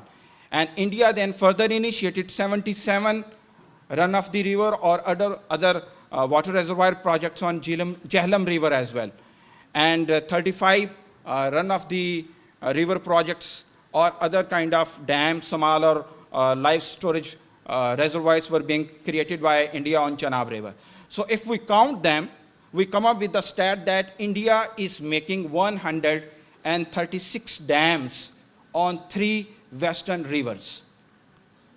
When the text of the Indus Water Treaty is suggesting that India cannot touch Pakistani 3 western rivers, then how India is being making more than 136 dams on 3 western rivers. So if we talk about, for instance, you know that when Baglihar Dam and other kind of dams were being made by India, Pakistan ultimately decided to raise this question with the Indian government. And if we see how the Indus Water Treaty is going to suggest us that if there is any dispute between 2 countries, then these 2 countries, they would ultimately be resolving their dispute. Basically, 3 main provisions, 3 main ways they are being suggested by Indus Water Treaty in order to resolve any kind of difference, dispute, or questions within the platform, within the axis of Indus Water Treaty.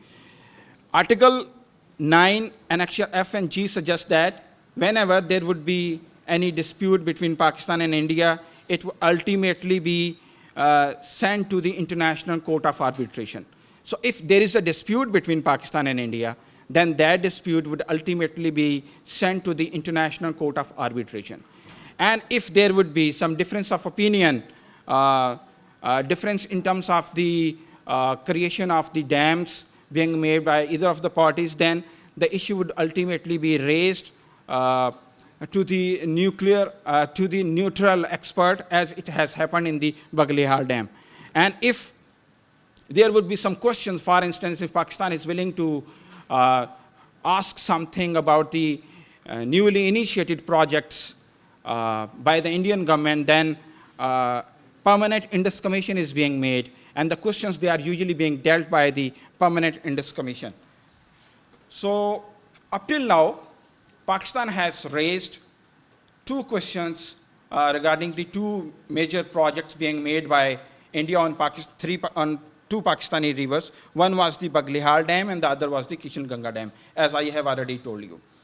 In Baglihar Dam, the major point was that India is not allowed to create low-level outlets.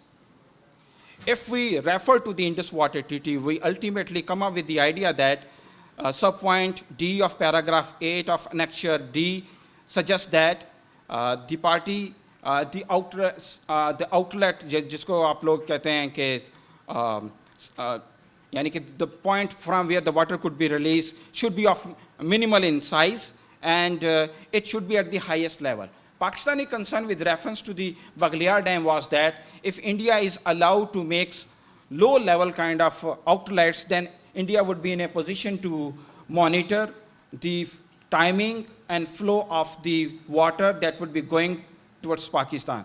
And ultimately, this kind of concern becomes genuine when in 2008, first time India stopped the flow of water, and Pakistani government ultimately was getting worried when Pakistan was on a position to receive the minimum level of water, and 1,000 hectares of agricultural land was at the receiving end, was not receiving the required amount of water that was required to go for the cultivation process in Pakistan.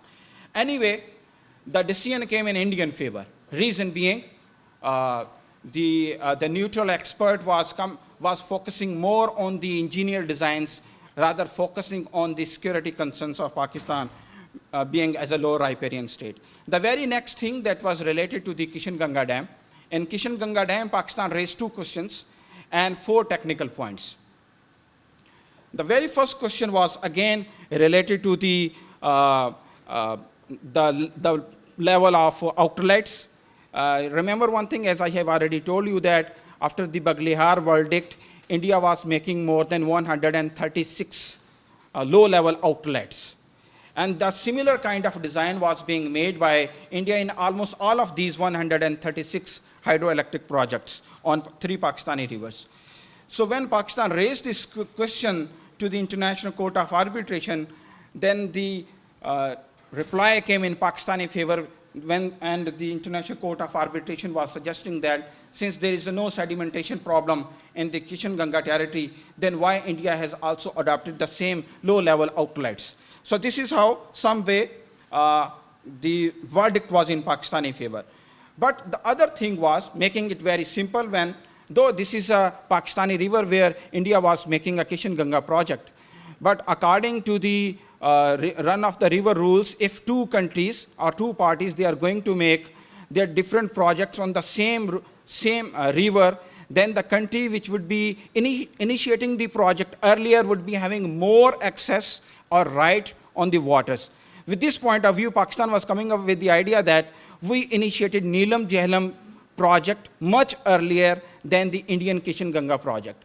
But this was a stance that was being rejected by the International Court of Arbitration, and ultimately the decision, half of the decision of this verdict went in Indian favor. And then since after the Baglihar verdict, Pakistan was already very paranoid. Pakistan was not willing to raise the 4 technical questions as under the Indus Water Treaty. If there are any technical question by either party, then those technical questions would ultimately be raised to the neutral arbiter, neutral expert. So Pakistan was very surprised, and rather Pakistan was very paranoid. Pakistan was not willing to again raise the question with the neutral expert. And when Pakistan decided to take those 4 technical questions to the, again, International Court of Arbitration, India refused to reconcile with Pakistani demand.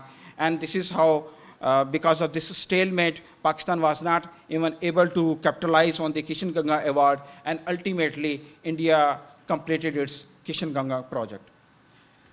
अच्छा, अब जो सबसे important चीज़ है on which again Dr. Hassan Saab was mentioning that this is something that India is doing against Pakistan. India is utilizing the eastern rivers. India is utilizing more share than that was sanctions under the Indus Water Treaty. And India has created 136 hydro projects on Pakistani river. What of Pakistan's own conduct and responsibilities as a low riparian state? Pakistan क्या कर रहा है? Pakistan being the low riparian state कर क्या रहा है? अगर India one after the other huge, a large number of projects is India is going to initiate on Pakistani rivers. What Pakistan is doing as a low riparian state? What Pakistan is trying to do in order to protect its water rights? इसमें आप छोटी सी एक मिसाल मैं आपको देता हूँ, दो कि डॉक्टर हसन साहब was जो as per my knowledge and what I have been able to understand from his presentation is, he is of the opinion that dams somehow should never be made, and river, they must be allowed to go with their natural flow. But since I am pro-dam person, so I am of the opinion that Pakistan as a low riparian state has not been able to save the water which is available from the 3 western rivers. And according to some report that Pakistan has been wasting 113 million acre feet water annually. What Pakistan is doing? Pakistan has been wasting 113 million acre feet water annually. And for instance, Tarbela Dam का जो maximum water conservation capacity है, that is 5.8 million acre feet. And Mangla Dam's maximum water conservation capacity is 7.3 million acre feet. And if we are to make Kalabag Dam, then the maximum capacity of the Kalabag Dam's storage capacity would be 7.6 million acre feet. Just 7.6 million acre feet. And we are wasting 113 million acre feet water annually. It means that if we are going to make Kalabag-like dams, then we need to make at least 14 Kalabag-like dams in order to preserve the 113 million acre feet water that Pakistan is wasting because of the lack of water conservation capacity on our territory. Okay, making it close, it means that I just wanted to also discuss how India is violating the Indus Water Treaty, exchange of data and accuracy, difference of opinion, and difference of interpretation, climatical changes which are beyond the purview. And ultimately, I'm going to conclude it by suggesting that structural issues should be managed by Pakistan. And if India is going to make dams, then those are the engineering problems, and engineering problems must be resolved through the engineering solutions rather than making them a political issue. I thank you much. See you, inshallah, after the presentations by our chief guest. Sonali. Our chief guest for today's event and the keynote speaker is Lieutenant General retired Muzammil Hussain. General Hussain joined the Pakistan Army in 1976 and graduated with distinction from the Pakistan Military Academy. He has been employed in exalted positions in Pakistan as well as other countries such as Saudi Arabia, and he has attended courses in France and Indonesia. His employment as defense attaché in Jakarta exposed him to diplomacy for over 3 years. He has also been an instructor in Army Command and Staff College, Quetta, and as Major General, the commander of the most prestigious division in Gilgit-Baltistan. His directorships are on the board of directors of Neelam Jhelum Hydroelectric Company Limited, Baimer Bhasha Dam Company, Pakistan Cricket Board, and Private Power Infrastructure Board. He is a regular speaker in seminars on Pakistan's transition to democracy and its economic trajectory in universities in the United Kingdom. Please welcome Lieutenant General retired Mr. Muzammil Hussain. Honorable Pro-Rector, Vice Chancellor, Dr. Saab and Dr. Hassan, ladies and gentlemen, students, it's a great privilege to be here this morning. I'd like to convey my thanks to the faculty, the Vice Chancellor, the Pro-Rectors for getting me over to talk to the future leaders of Pakistan. Starting with the privilege, my first recommendation to the university has been that it's an extremely critical subject which is essential for the national security of Pakistan. So we could arrange a seminar of a couple of hours where I could come myself, and we'll request Dr. Hassan to come and other more speakers on this, where we could talk to you more informally and have an interactive section where you could ask questions.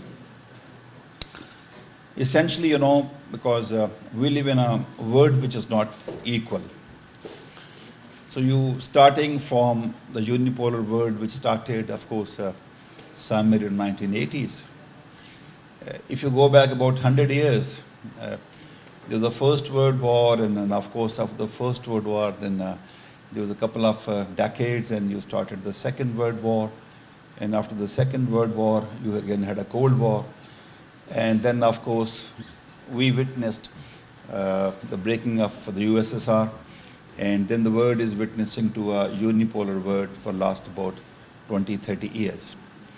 So just for your reference, you would agree with me that there has been a time period of about 20 to 40 years for every different strategic involvement. The First World Involvements went on till 1940. From 1940, you went up to around 1980. And from 1988 onwards, after the breakup of the USSR, so you saw a unipolar world, which to my mind is very close to now transiting to a new world, which will see, of course, the geo-economic rise of China and have more multipolar worlds, power coming up onto the national, international landscape. So Americans' dominance in terms of its economic dominance, and of course its geostrategic dominance with the military reach to intervene, interfere, probably will see a receding impact in near future.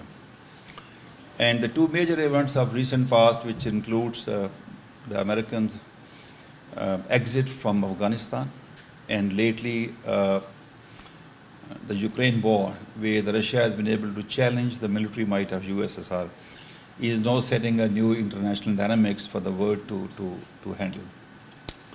The second point is that world is, as ever, there is a continuous trade war going on between the West, the US-led, and of course China.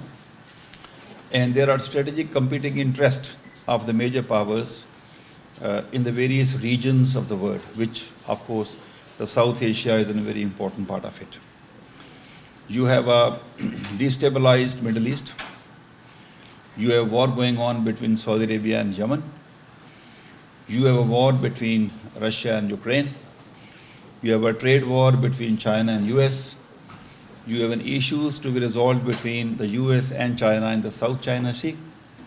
And then, of course, if back in the region you have the new environment in Afghanistan, a kind of not very stably run for a couple of decades, and an ever-growing animosity between India and Pakistan, essentially for what India is doing to the people of Kashmir, and then, of course, trying to diplomatically isolate you and economically strangulate you.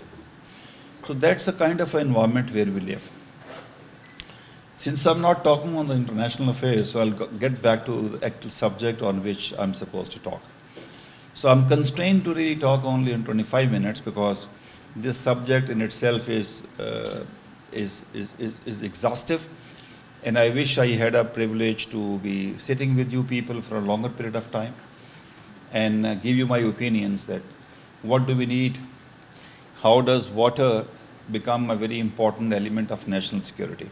So your economic ills of any country can be traced back to the water, and more specifically in Pakistan.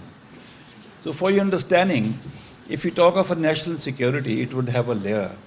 The country which is economically not efficient, and it's not a sustainable economy which they are witnessing. So that is the first major threat to the national security, and that has been embedded into the human security. And what does human security really compose of? So if you ensure a safety, integrity of your human security, it will lead to your economic security, and that is the fundamental defense of your national security. So your population needs a food. And of course, we need energy. So these two together will give you and leave you a conclusion for the human security. So you are supposed to handle all four. You're supposed to handle your population, you're supposed to ensure your food security, you're supposed to have your energy security, and this will, of course, an impact on what you can define as a national human security. Now, I won't really go into the details, but I have just very briefly defined a couple of components of the national domain which can be given a very high priority, which are affecting the economic development or the human security of Pakistan. The first is, of course, you guys know as much as I do that we have a very fragile economy, and we haven't done well economically, and we've been in the IMF trap for a couple of decades, actually, ever since we were created. And at the operational level, we have issues like a poor management of a power sector, and we have a structural debt which is ever increasing and growing. So this is based on what? This is based on what? That a very fundamental component of development, that is energy. We haven't done well to handle that. And like I said before, that every ill comes back to water. So water management has been very poor. And then, of course, our governance is, a lot needs to be done on governance.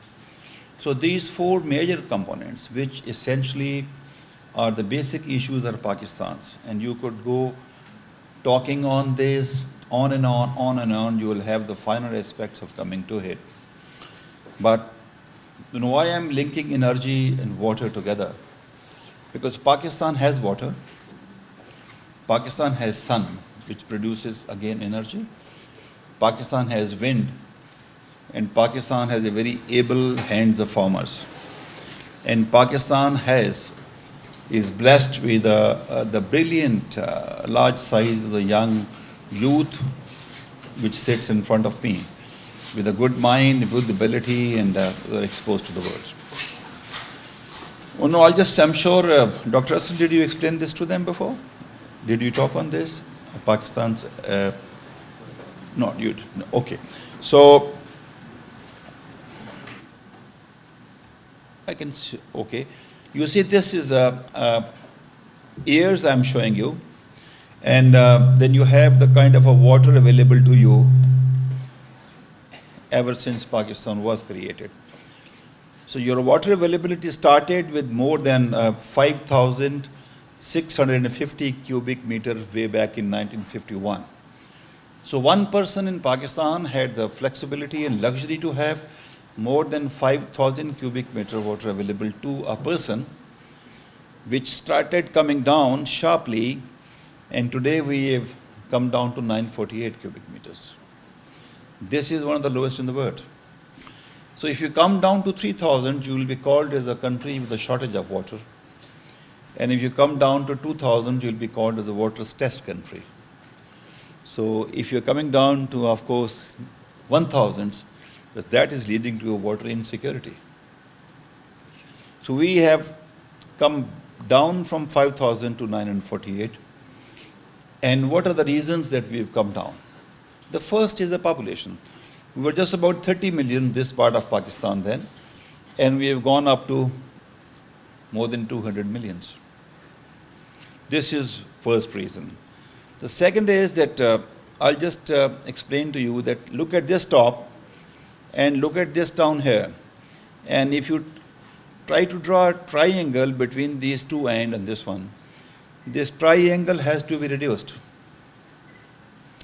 Because this wider triangle between these 3 points shows a very serious situation for Pakistan's water security. So how do we do this? The only way to do is that you control your population. And the second is that you have these green interventions. Now this green intervention is a water projects you do in Pakistan. Now you can, for your understanding, just believe that this green line is tied up with this line. If you pull this green up, this will be pulled up. That means in case you have more water interventions, you can decrease this gap between what you need and what you have. And how do you pull this up? The first thing is you need to manage your water pretty well. The second is you need to conserve your water pretty well. And the third is that you need to store your water because there is issue of the storage. The second point, this is very important for you to remember that how is Pakistan faced this water security, insecurity, I would say. That, you know, in a wet year in Pakistan, you get about 180, 70 million acre feet water. And generally you have, when you have a dry years, you get only about 99 to 100. But on the average, you get about 140, 145 million acre feet water. You have 3 rivers in this space. Indus gets about 90 million acre feet water. Jhelum gives you about 24 million acre feet water. And Chenab gives you about 26 million acre feet water. So that's the water you get. The second point is more important. That is that you get 80% of this water only in 3 months. And remaining 265 days, you have only 20% of water available to you. So you get an excess water in summers, and you do not have water to use in winters.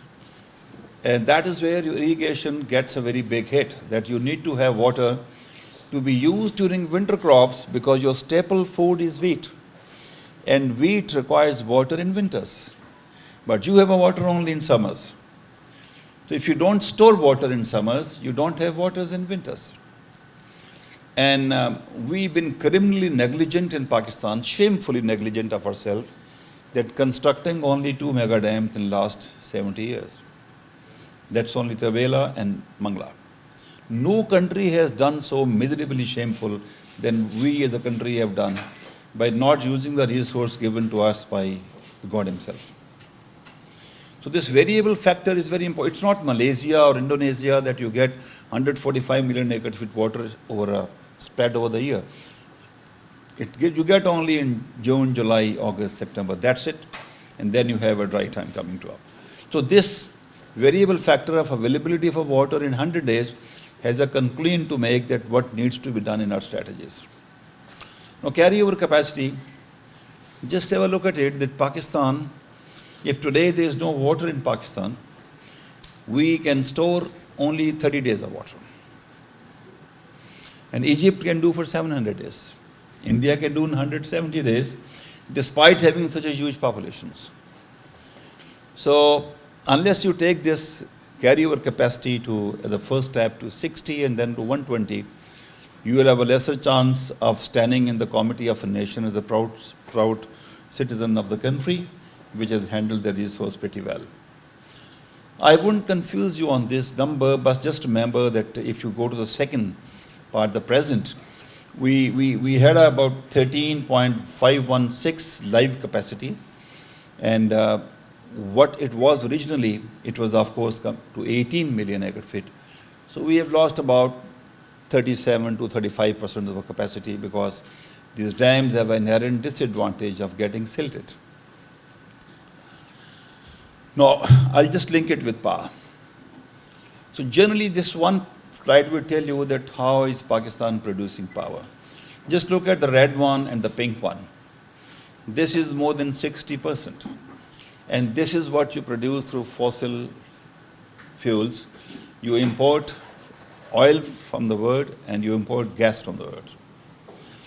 And what you produce from hydel is the 9,000 megawatt. We were standing at a paltry 6,000 just about 3 years ago. So thanks to my team, they've done a brilliant work of adding about 2,487 megawatt in just the last 3 years. And that addition alone is saving Pakistan 237 billion rupees a year. And today,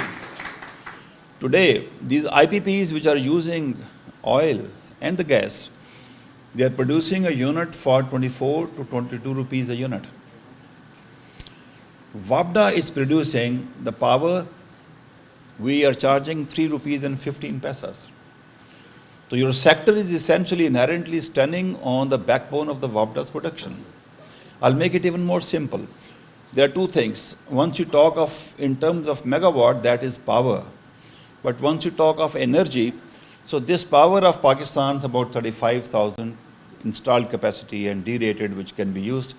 You are actually using about 24,000 megawatt. If you convert this 24,000 into energy, Pakistan is producing about 120 billion units every year. And out of 120 billion units, WAPDA was producing only 30 billion units. So we've been able to add 7 billion units in the last 3 years. And those 7 billion units are saving us 237 billion rupees. Now what the sector does is, what the buyer does is the CPPAG, the power sector, they are getting a power from IPPs of 22, 24 rupees, and they are getting WAPDA's power for about 3 rupees, 15 paisas. They add these 315 paisas and sell it to you about 17, 18 rupees. In Pakistan, you must carry this one definition with you. We do not need power. We do not need electricity. We need cheap electricity. If you continue to have an expensive power, your industry cannot be competitive and your exports cannot really take you where you want to go. So we don't need power, we need cheap power. And the cheap power you can produce through water, you can produce through sun, the solar, you can produce through, of course, wind and bagasse, and of course to the nuclear. But we haven't done well. We need to really take this hydropower generation share, which is presently only 30%, we need to take it to 45%. And how do we do this? That's a more important question. Now, coming back to water again, you'll be shocked to surprised to know that Pakistan has the lowest production value per unit of the land. Our productivity is extremely poor. Imagine the country is producing 7.60 tons per hectare, and we're doing that 2.24. And this productivity of Pakistan has come down after 47. So if you continue to throw water into the land and you do not really adhere to the techniques, like you don't do the laser leveling of your land, you don't do the right kind of a seeds, you don't have a drip systems, and you don't have the research being done by the people who are responsible for this, you'll continue to suffer from this. This picture will just tell you that only remember that you have about geographical area of about 196 million acre, and which is suitable for agriculture is about 76 million acre feet. But presently we are using only 56 million acre, which is having some kind of irrigation, both Barani and otherwise. And the irrigation by all sources is 47. You could still irrigate about 20 million acre lands in case you have more will to do this, you have more water, you have more technical resources. and you give that priority to the agriculture which it deserves. And I said before that what we need to do is, it falls into three domains. You need to first manage your water, you need to conserve your water, and you need to store your water. I'll just give you a story on this, that the South Asia is, or the Indus River system is geographically embedded into an area which is inherently a scarcity of water. We have enough water, but the way we use it, we don't have enough water. So it was way back in 1859, the first time. In those times, Deed and India used to suffer famine very, very frequently. People didn't have enough to eat.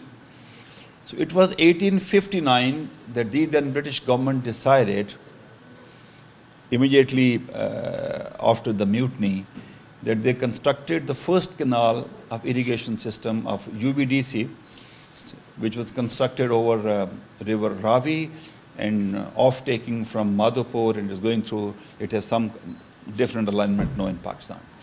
So they thought of this in 1859, that this area, the vast plains of Punjab and Sindh, they would need water. So you need to have an irrigation system which can carry water to a different place. And starting from 19th century, so in 1947, then you have a lot of barrages which constructed before independence. And then you, of course, the canals constructed. So at the time of independence, we could carry in canals about 67 million acre-feet water, which of course by 1960 it went up to 60 million acre-feet water, and it is now about 104 million acre-feet water. This is the design, but unfortunately because of poor management of these systems, it has come down to 98, 99. So in case we have more water, which we can store excessive water in summer, and we can bring about 20 million acres of lands. So despite having moved from 22 million acres to 47 million acre feet now, we can add more land essentially to grow more so that you have food security in Pakistan. I'll just tell you that how does this canal system actually helps you to recharge your aquifer. If you just have a look at the way it was in 1960 and then coming up, this is because of very extensive the irrigation system what you have in Pakistan. If you see the picture of Doab area, so water level has substantially increased because of the very intensive irrigation system what you have in Pakistan. So before I finish, I just leave a couple of messages with you. What need to be done? We have to double our agriculture production, which we can. And of course, we need to double our low-cost hydropower in Pakistan. And third is extremely important, that we are the third largest extractor of groundwater in the world. We need to regulate this, and of course we need to ensure that we have strategies and action plans which help us to recharge our aquifer. The floods, of course, you can absorb the flood peaks by having into the dams, but present structure of the dams can absorb only 20% of this. In case you have more dam, for example, in case you have Kalabagh dams, so what happens that you receive and you absorb a peak of a flood in Tarbela. So before the peak comes, you need to release the water which is already in Tarbela. And if you have any of those projects down south Tarbela, so that will give you more space to absorb more flood peaks coming into during the peak summer times. And of course, the canal like the Thal and the Kachhi and Rainy Canal, you'll be happy to know that we've constructed a canal in the desert of Balochistan by name of Kachhi Canal. And this is more than 353 kilometers, and we are taking it further 40 kilometers. And this takes off from Taunsa and goes all the way to the barren land of Dera Bhakti and Sui. And last point is extremely important, that unless you manage your urban and the rural water systems, you will have troubles.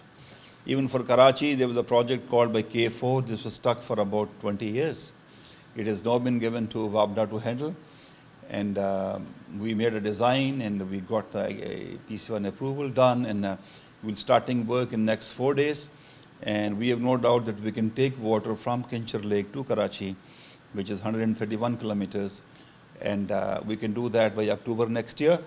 And we're taking through the steel pipes with the modular designs of 130 mgd every pipe, carrying 5 pipes at 3 different places in Karachi, Pipri, northeast Karachi, and Mangupi.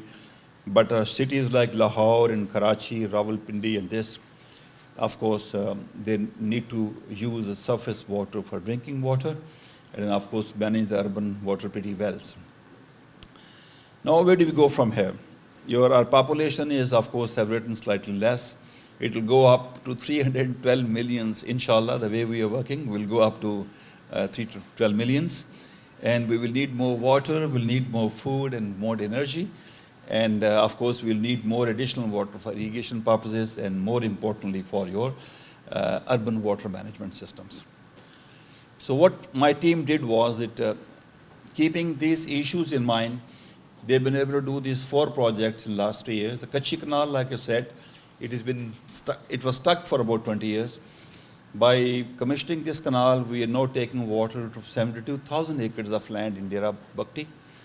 The Neelam Jhelum was project stuck for about 15 years. We are producing, of course, 5 billion units, and it is now giving us a revenue of 50 billion rupees a year.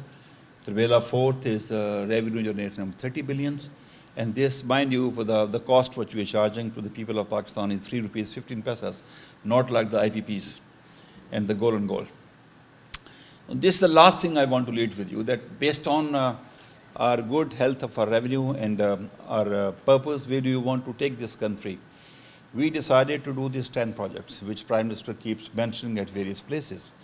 Now, these projects are a combination of the water storages, of the hydropower, and also of the water projects like canals. It's like Jinnah Barrage, who would be having a gross capacity of 8.1 million acre-feet water. This alone will produce 4,500 megawatt. In terms of units, for your easy understanding, Jinnah Barrage will produce 18 billion units. Mohammed will produce about 5 billion units. Dasu will produce 21 billion units, the largest hydropower project in Pakistan. So what I was suggesting to you is that we are now producing 37 billion units a year. By doing these projects, we'll be adding 44 billion units more to the grid of Pakistan.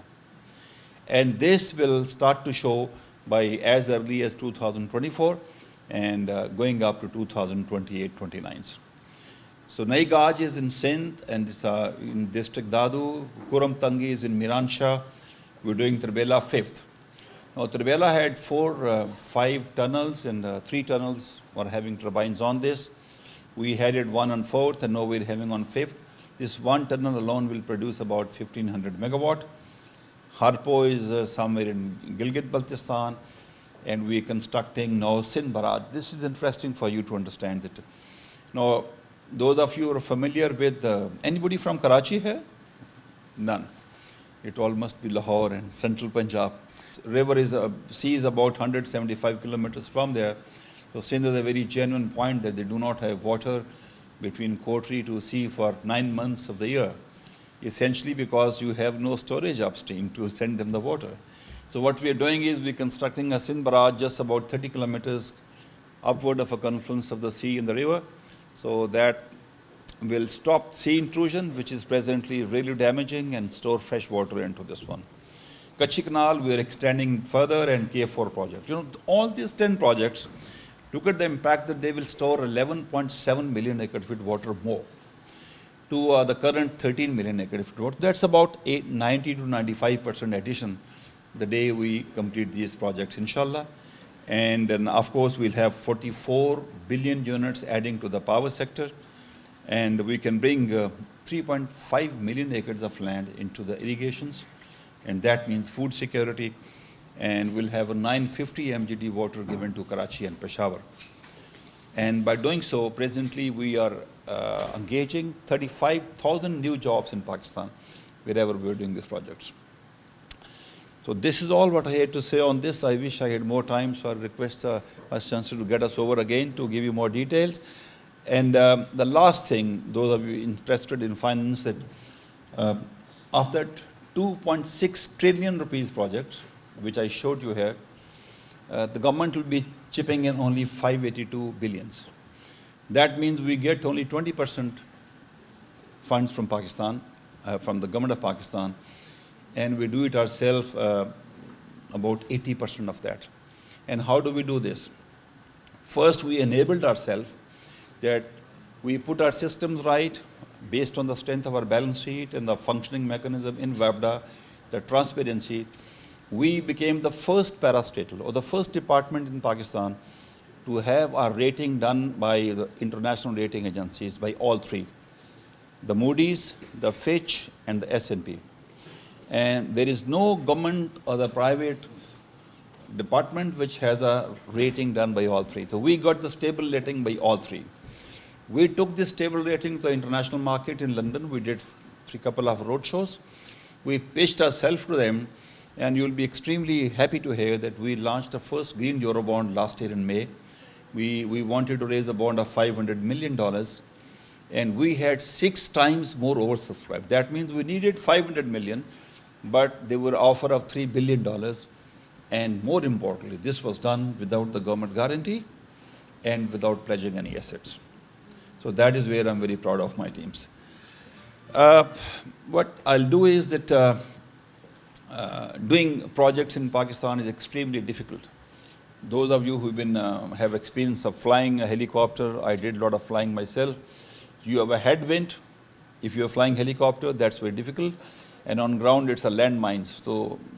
So in Pakistan, doing a project is extremely difficult. Your systems, development system is absolutely obnoxious, if I say. So there are questions of intent, there are questions of capabilities. But my team has done a tremendous job. I'm very proud of them. Some of them sit here. So we continue to the flag of Pakistan, to a better and prosperous Pakistan, regardless of whatever difficulties we achieve. This is what we are doing, 10 projects.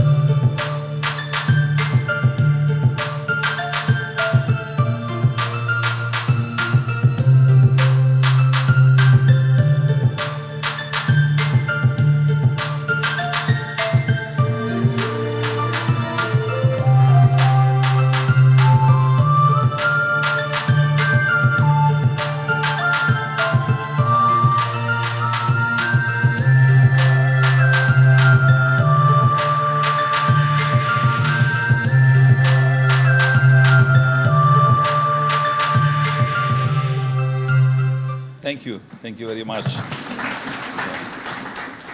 So that's it, sir. Thank you very much. And I'm grateful once again for inviting me over. Thank you. Speaker is Mr. Ahmad Rafay Alam. Mr. Ahmad Rafay Alam is an environmental lawyer and activist. He studied law at the SOAS University of London and has the prestige to be a Yale World Fellow. Mr. Rafay co-founded Salim Alam & Co., a firm that specializes in the energy, water, natural resources, and urban infrastructure sectors. As one of Pakistan's leading environment lawyers, Mr. Rafay regularly advises the federal and provincial governments, the World Bank, ADB, IFC, and a number of INGOs on issues of policy and strategy in these sectors, and provides corporate clients strategic sustainability insights. Familiar with how government functions in Pakistan, Mr. Rafay has served as chairman of the board of two public sector utilities, the Lahore Electric Supply Company and the Lahore Waste Management Company. As founding vice president of the urban unit, he oversaw the growth of Punjab's only public sector urban think tank. He also serves as member of the Pakistan Climate Change Council, the Punjab Environment Protection Council, the Hisar Foundation's tank on the rational use of water, and as an advisor to Air Quality Asia. Please welcome Mr. Ahmad Rafay Alam. I wanted to speak to you a little bit about water, because I'm sure earlier on today you were shown things like this. These are schematics of water in Pakistan. They're used by engineers and people who are in WAPDA to tell you कि एक तो पानी जो है पाकिस्तान में कितनी देर में बहता है from one reservoir to the sea. These are the rivers. And this is another schematic that shows all the barrages and the canals in Pakistan's water system. My good friend Danish Mustafa is a geographer at King's College in London, and he says that these are the absolute worst ways of looking at water. Here's another way of looking at water. It's a map of pre-partition Punjab. It's a historical map. It also talks about water, but it shows us a little bit about how Punjab used to be the same place less than 100 years ago. Actually, at the time this map was drawn, the areas between the rivers that are called doabs were mostly unpopulated. Most of the settlements used to be on the banks of the river. The thing is that there are many ways of speaking about water. These are called scales of water. आपने सुबह millions of acres feet का शायद सुना हो, cusecs का सुना हो, per capita water availability का सुना होगा. When we're told कि पाकिस्तान में water crisis हो रहा है, 1000 cubic meter per person per year से कम हो रहा है. That's the figure that's thrown to you. That's water being spoken of an irrigation scale. There are many scales of water. Poetry, हमारी पंजाबी poetry जो है, every poem is on the banks of a river. तो वो भी पानी ही है ना? It's the poetic scale. What I mean to say here is that no scale of water is correct and no scale of water is incorrect. They operate together. What I am against is what we call hegemonic scales. जब एक scale दूसरे discourses को काबू में रखता है.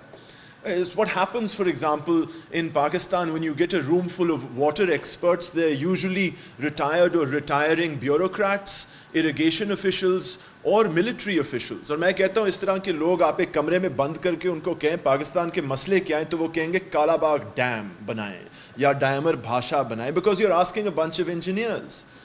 अगर आप पोइट्स और राइटर्स को कमरे के अंदर बंद करके उनसे पूछे पाकिस्तान के पानी के मसले किस तरह हल करें तो वो आपको कोई और मसला या कोई और कहानी सुना देंगे. It's not incorrect, they just operate at different levels. We also have an energy scale, we have environmental scale, and we have a historical scale as well. Now the difficulty of understanding water, especially because I'm a lawyer, is that water's characteristics change depending on what scale you're talking about. ठीक है जी? How can I explain this? Water is very tricky. It takes the shape of anything you put it in.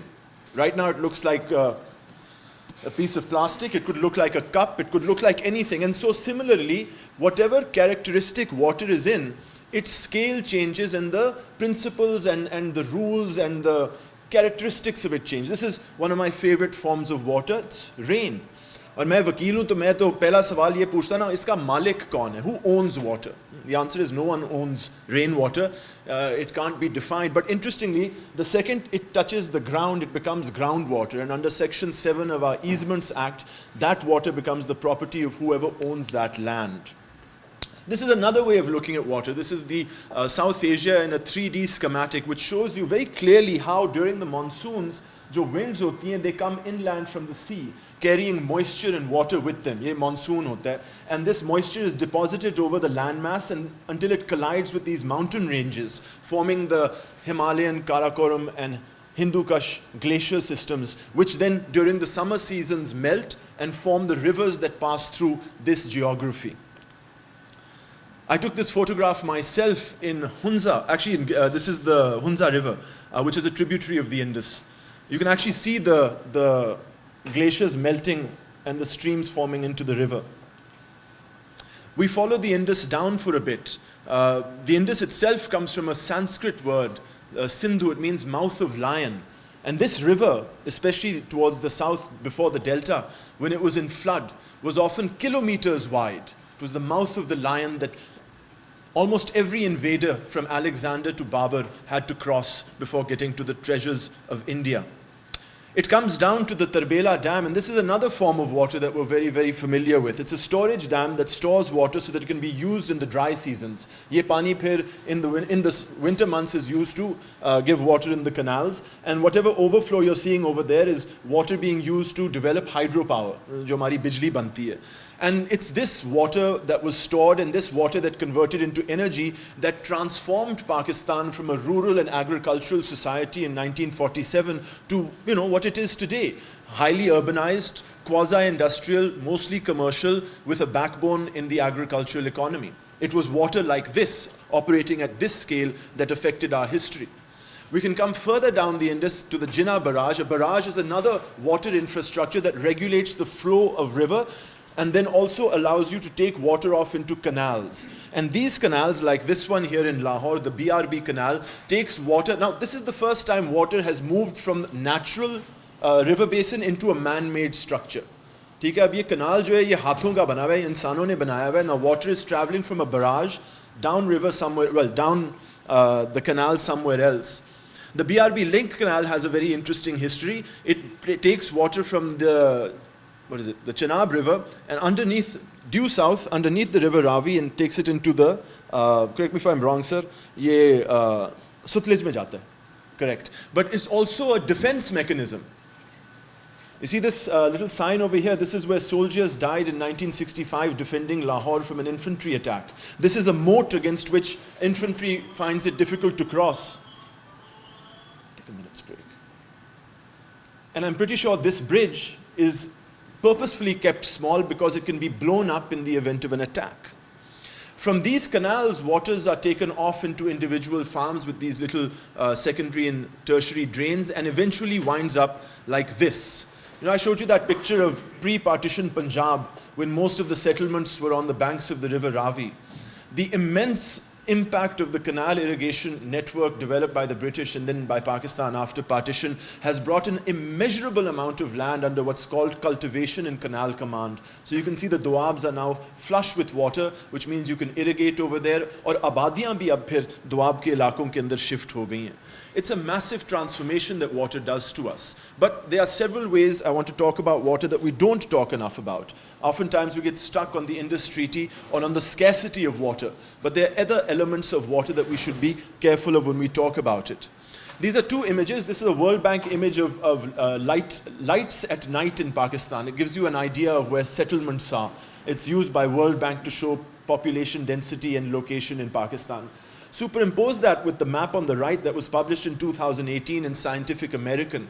It's the result of a 3-year study of arsenic values in almost all the water bodies in Pakistan. And this report said that nearly 60 million Pakistanis are exposed to unhealthy levels of arsenic. Arsenic is a naturally occurring chemical compound in groundwater which is poisonous to human beings. And you can see that the concentration of arsenic mapping over here more or less is the same as where we live. In other words, Pakistanis are exposed to very dangerous amounts of arsenic in their drinking water. Arsenic is incredibly dangerous. It is lethal. But beyond arsenic poisoning, well, that's a naturally occurring chemical compound. We are also adding our own industrial and domestic effluent pollutants into water bodies as well. अक्सर हम नालों के अंदर अपना गंदा पानी फेंकते हैं और वो नाले बाद में they're used for irrigation. And so it's not surprising that most Pakistanis actually in hospital, there's a UNICEF report of some years ago that almost every other Pakistani in a hospital today is there because of a water-related disease. We spoke about, I'm sure we spoke a bit, I've mentioned the treaty a little bit, the Indus Water Treaty, but I want you to remember that the Indus Water Treaty divides the rivers of the Indus Basin. The rivers. It's a surface water document. It doesn't talk about the water that's underground. which is the aquifer. And Pakistan and India also share an aquifer, which I feel is not spoken about enough. This is a time-lapse, well, it's a satellite imagery. It's a time-lapse from 2002 to 2008 of groundwater pumping in North India. This is some of the most heavily mined aquifer in the world because agriculture is site pe bahut hoti. And what is clearly visible is that there is a connection in the groundwater between India and Pakistan. But it is an element that is not touched by the Indus Treaty because the Indus Treaty is a surface water document. Water levels are dropping. It is a transboundary issue. These two countries should wake up and start talking about this. Beyond this, I'm sure you've seen the hydrological cycle, but what I want to point out here is that water can be found in just a few different types of spaces. Water can be found as a liquid, it can be found as a gas, and it can be found as a solid. Water can be found in the sky, on the ground, or underwater. Those are the only places and the only characteristics water can have, and they live within this hydrological cycle. And if you understand this, I'm pretty sure you also know that most water on Earth is actually in the oceans. Hydrological cycle, most water on Earth is in oceans. Magar, these oceans at the end of the day are not very deep. And if you were to take all the water in all of the oceans of the world and put it together, that's what it would look like in comparison with the size of the Earth. And you can break this up into all water, all fresh water, and all lakes and rivers. And this is why water is precious. This is all the water that exists in the system. This is all the water that exists on Earth since Earth formed after the Big Bang, and it's all the water that will remain on Earth until the sun explodes and we are swallowed up in a black hole. Because ye pani kahin aur ja nahi sakta. It can either be in the sky, on the ground, or underground. It can either be a liquid, a gas, or a solid. And this is when you appreciate the scarcity of this natural resource, because if we pollute this, or if we convert it into some sort of use that is not helpful for human beings, we are running out of this resource. Now, what do you do when you want to save the resource? अक्सर तो हमें कहा जाता है कि टूटी बंद कर दें जब आप दांत ब्रश कर रहे होते हैं. It's a very good thing and everyone should do it. But I want to introduce you to this idea of virtual water, which is a way of looking at water as the constituent element of the things that we consume.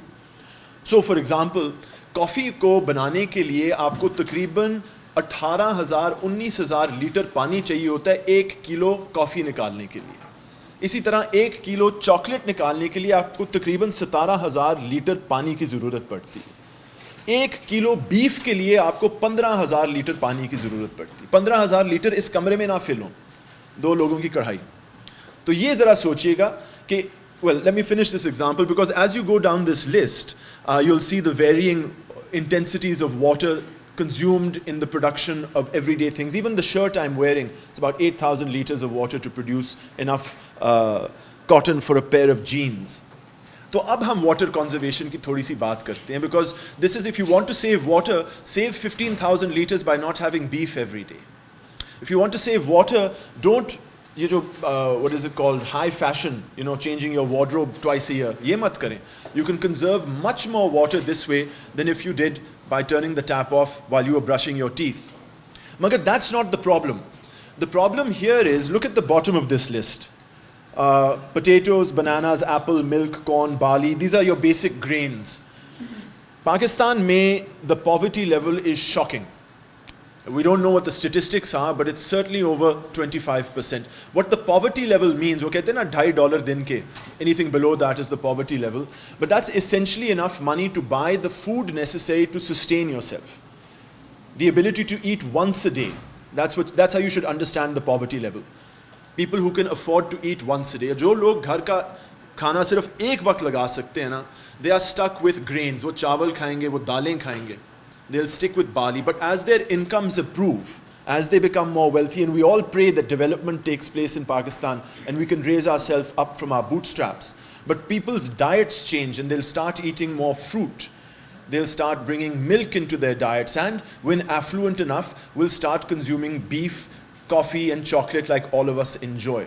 And so the dichotomy, the contradiction here is, as Pakistan's economy develops, our water footprint is going to increase dramatically. And that's how we need to understand virtual water. Just a few more slides before I wind up. This is a map of water traveling internationally. आप देखेंगे कि हिंदुस्तान और पाकिस्तान से पानी Europe जा रहा है, America से पानी यूरोप जा रहा है, साउथ अमेरिका से पानी यूरोप जा रहा है, अमेरिका जा रहा है. This is coffee from South America being consumed by Europeans. This is our cotton being exported, because cotton 8,000 liters to produce a pair of jeans. ये फिर कहाँ American और European लोग खरीदते हैं ना? It's a major export of our economy. So this is interesting now, because now you start thinking about how you use the commodity and where it's going. Pakistan में आपको बताया गया होगा कि 90% पानी जो है वो एग्रीकल्चर में लगती है. God knows if this statistic is true, but it's in the national water policy. So we'll assume it's correct for just a second, because फिर हमें कहा जाता है पाकिस्तान के अंदर जो पानी एग्रीकल्चर में इस्तेमाल होता है वो ज़्यादातर किस चीज़, the 4 major crops are wheat, cotton, rice and sugar. That's right. तो जी ये सुने कि कॉटन तो हम एक्सपोर्ट करते हैं, चावल भी बाय द वे 1 किलो चावल 2200 litre. We export more this chawal, rice out of Pakistan than we consume in Pakistan. और फिर हमें कहा जाता है कि पानी की कमी है. फिर ये शुगर केन को ज़रा देखिएगा, there are 90 sugar mills in Pakistan. और इनकी कमर पे ethanol बनता है. Ethanol is from the molasses of the sugar mill. You can actually process the molasses and produce this chemical called ethanol. It's a food grade alcohol. You can use it to dilute and make what are called clean fuels, or you can use it to produce alcohol. There are 24 ethanol plants in Pakistan. And in 2019, just before the pandemic, they posted $420 million worth of export. Just these 24 plants. और फिर हमें कहते हैं पानी कम है. मैं खुदाया rice exporters association से जाके पूछें पानी कहाँ है, चावल वालों से पूछें, चीनी वालों से पूछें, एथेनॉल वालों से पूछें. ये तो करोड़पति बन चुके हैं हमारे पानी के साथ. So don't fall for this line that we're running out of water. Keep an eye out on who's consuming it and hold them to account. I think that brings me to the end of my presentation. Thank you very much. Thank you, sir, for that very, very interesting presentation. Now I would like to invite our last speaker for today. Ms. Javeria Joiya is working as Assistant Professor and Director of the Department of Sustainable Environment at the University of Central Punjab. She has done her MPhil and LLB from University of the Punjab, Lahore, and also holds a diploma in environmental law. She works for the need for universities to achieve on-campus sustainability. She's a climate reality leader who works for the need of innovation and research for sophisticated ways of sustainable use of resources at university campuses. And in this field, she has learned from Al Gore, former US Vice President, and his team in Chicago, Melbourne, Florida, etc. In 2015 and 16, she was recognized by the organization of Pope Francis for her role as Interreligious Coordinator on Climate Change. Please welcome Ms. Javeria Joiya. Assalamu alaikum ji. Thank you very much because you must have listened all that learned speakers. I'm just going to go through with few things which you might not be thinking that I would be talking about. I have just written that Pakistan, and I have said a water abundant country to a water stressed country. I'm not saying it's a scarce resource. I would talk about it, what is this exact definition of it, and then you people would start thinking about it, that why and how we are actually tackling those issues. So what should be the solutions of those? What are actually the problems, and how we are just going to recommend, or we are recommending that how you as an individuals, government as a policymaker, you as a researchers, and we all as a community, what we have to do. So here is the definition, the exact definition which I found, that is that insufficient or the dependent freshwater resources that can no longer serve the standard water demand of a particular area. क्या कहना चाह रहे हैं? The thing is that we are talking about the fresh water. जब आप बात करते हो कि the glaciers are melting, तो आप west से जाके पूछें, they would be talking about the sea level is increasing. When we are talking about it, we are saying that our glaciers are melting, and the thing is that our rivers and our streams, or even though we have the sea, they are having the water. But still the problem is that which actually exists, that do we have the fresh water which we are using? Do we have fresh water for our domestic use? Do we have the fresh water for the agricultural use? Even if the water which has been used in industry, this water is going to be thrown out as hazardous waste into the different way of throwing out into the rivers, but they are just going to be part of it. The thing is that how we would be tackling those issues, how we are going to say those pollutants not to do those things, how under environmental law we are not going to permit them, till then we are not going to take an environmental assessment while they are going for licensing or registering themselves. So the thing is that the natural resources normally which are part of or consist on rainfalls, rivers, glaciers, ponds, lakes, streams, Qais, which is actually the vertical water flows, wells, and artificial resources, normally the surface water from rainfall and the rivers. The water use in Pakistan, if you are just going to see those things, that normally for agriculture use, we are going to use the 70% of water. But this all 70% water is not going to be used because it also evaporates. Then there is industry which is using the 10%, and the domestic and other uses that is for the 20% of this. The thing is that the reduction of water scarcity by, normally we have developing the water filtration systems. We should be reducing those things. We should have to promote water stewardships. Till then the people are not going to own those things. The people are not going to think about it. They would not be talking about those things. Then there is protecting the wetlands, improving irrigation system efficiency, and then the increasing water storage in the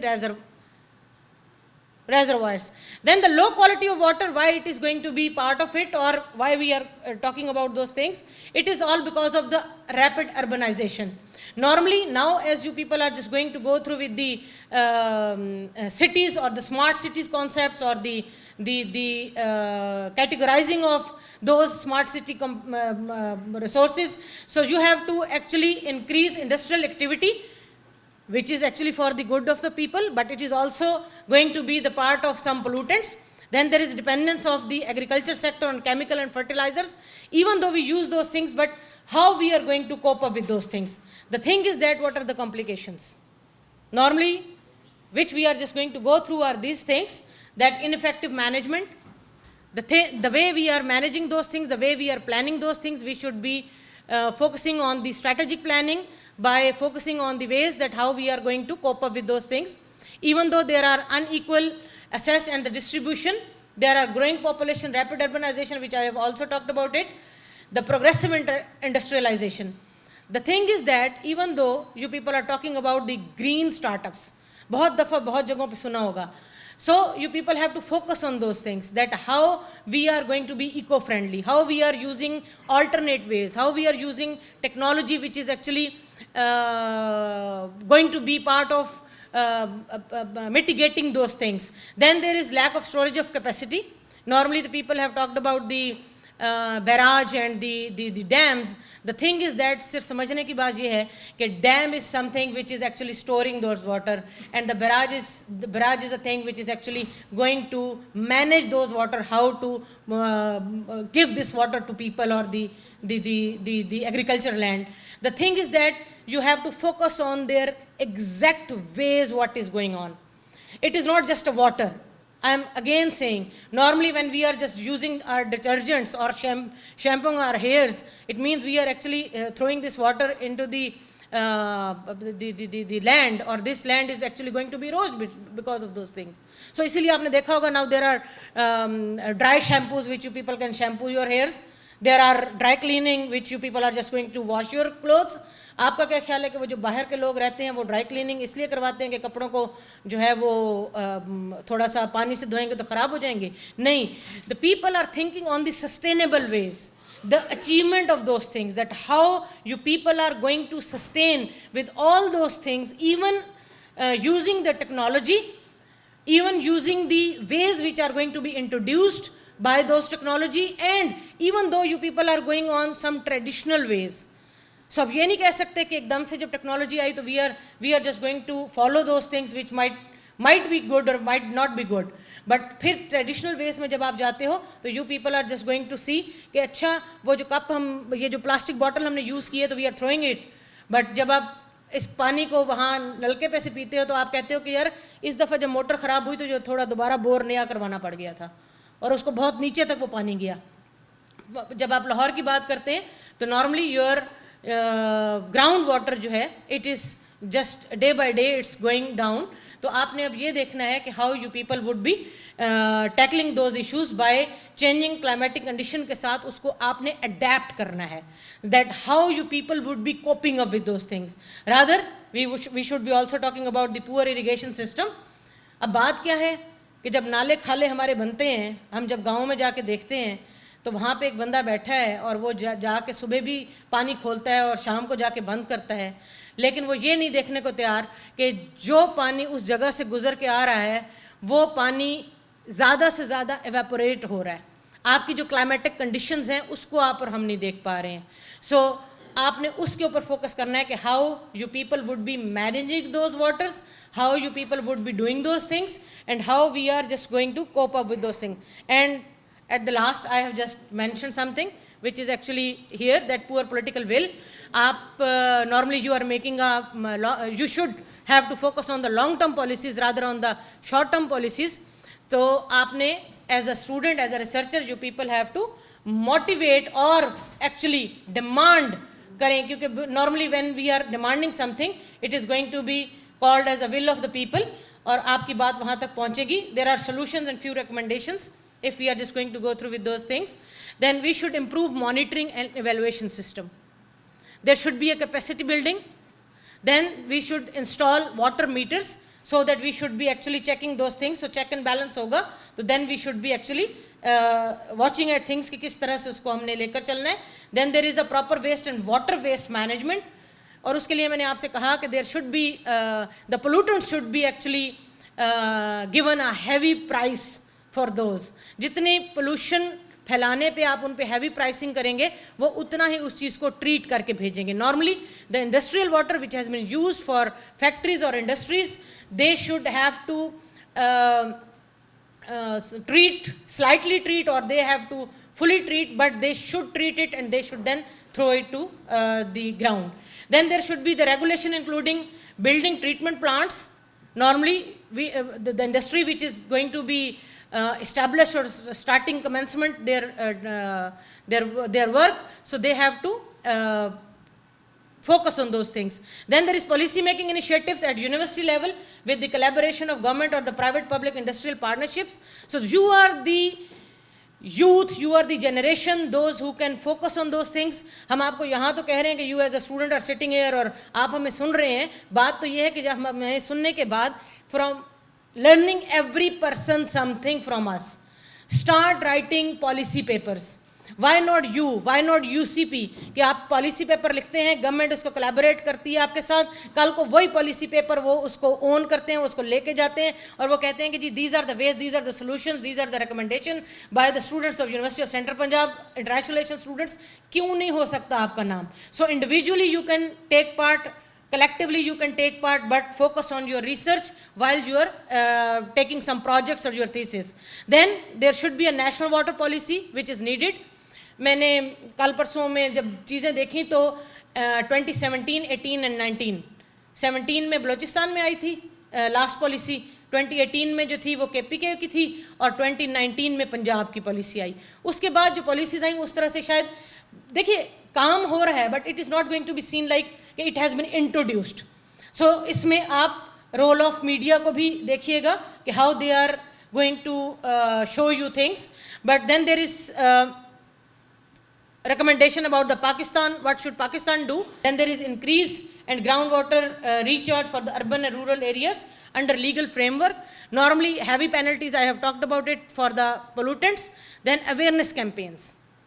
मुझे बताइए कि till then we are, even though we are talking about these issues in classes or even in the seminars, till then we are not talking about the minor things about those things.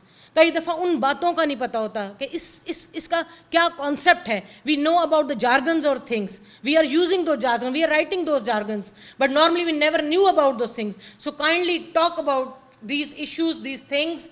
Even एक दूसरे से बात करते हुए, अच्छा यार आज फलाने पर्सन ने ये बात की थी तो उसमें क्या ऐसा था कि वो बात वहाँ यूज़ हुई है, ऐसे ही तो नहीं आके कोई कही गई. तो उन चीज़ों के ऊपर आप आपस में start talking about those things and then take initiatives, talk to your teachers, and then you people would be coming up with awareness. Even आपके पास VIS आप करते हैं, so go and take projects on those things which are related to water, those who are related to SDGs, which is the sixth goal, which is related to fresh water and the sanitation. Then you people have to focus on the goal number 13, which is about climate action, and then you have to focus on the goal number 17, which is about the partnership and collaborations for the goals. तो क्यों नहीं कर सकते हैं हम सब कुछ? Then community participation is very necessary. थोड़े लोग काम कर सकते हैं, ज़्यादा लोग काम कर सकते हैं, but please do motivate them. Even we are motivating you, you should motivate them. Whatsoever you are doing it for your future and for your upcoming future generations. इस बात को जहन में रखिएगा कि the area, the land, the water, the places which we are using, एक तरफ तो आपके पास blessings हैं कि जी अल्लाह ने हमें दिए हैं, दूसरी तरफ आप अपनी फ्यूचर जनरेशन्स को क्या दे के जा रहे हैं, which you have learn from them.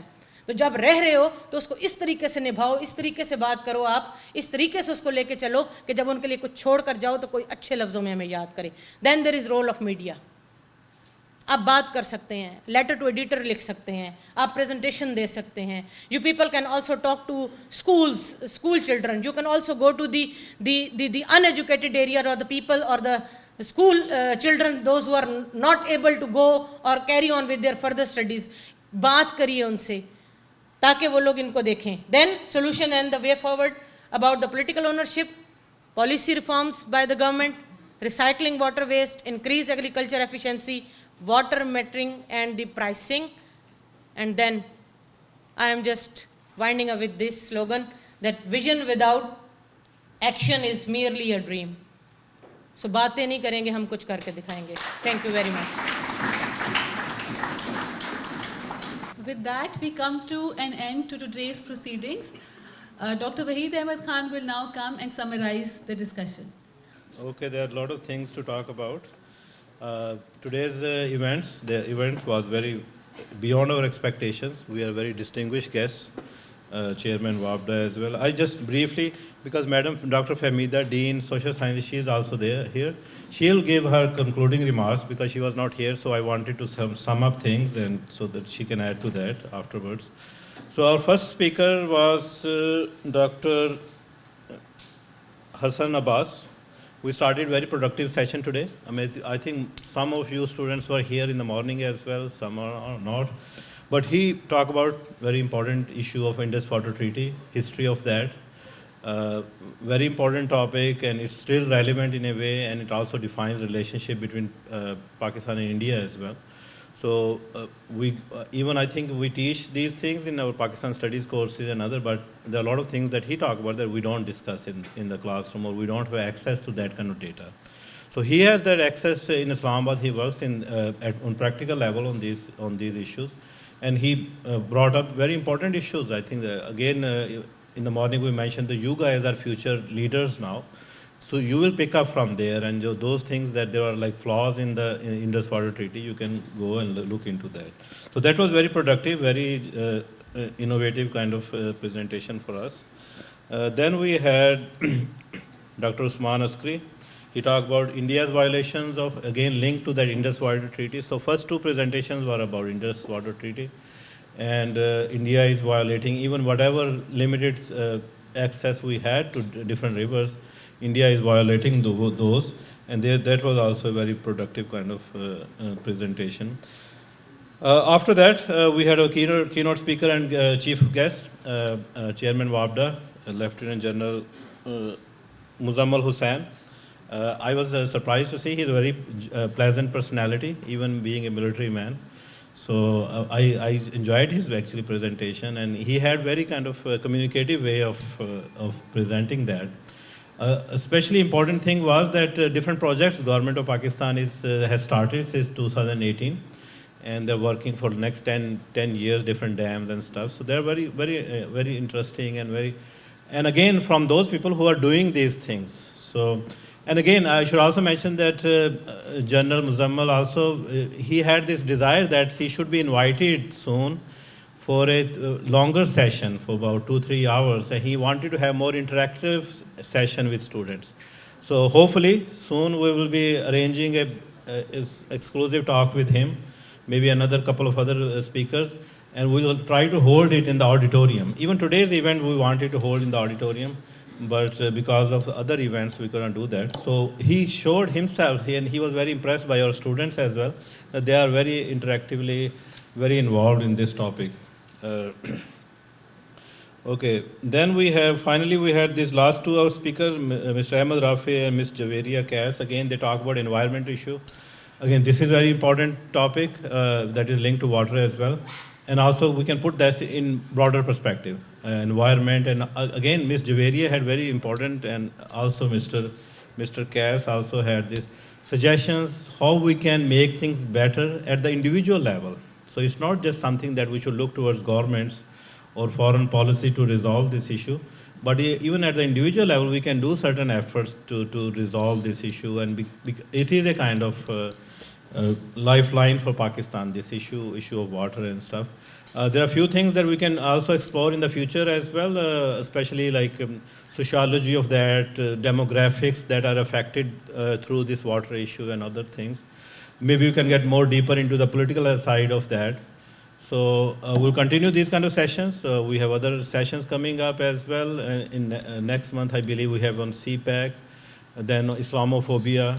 So there are many issues that are very important for us. We'll continue that, and being students of IR, I think you all are welcome, and you should be.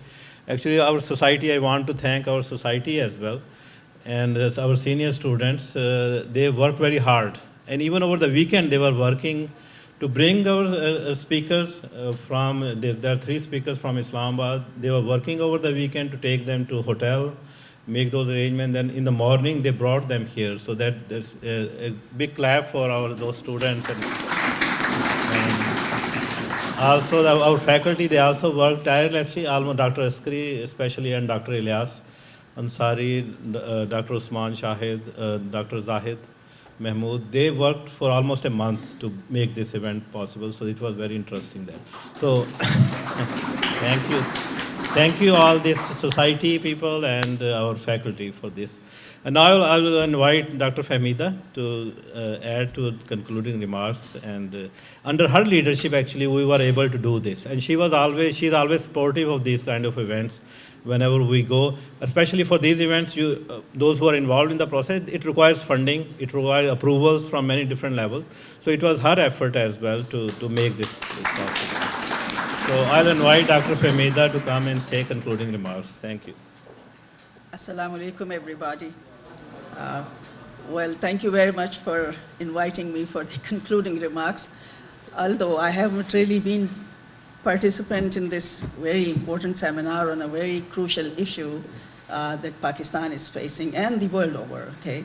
As people say, the future wars will be fought on water.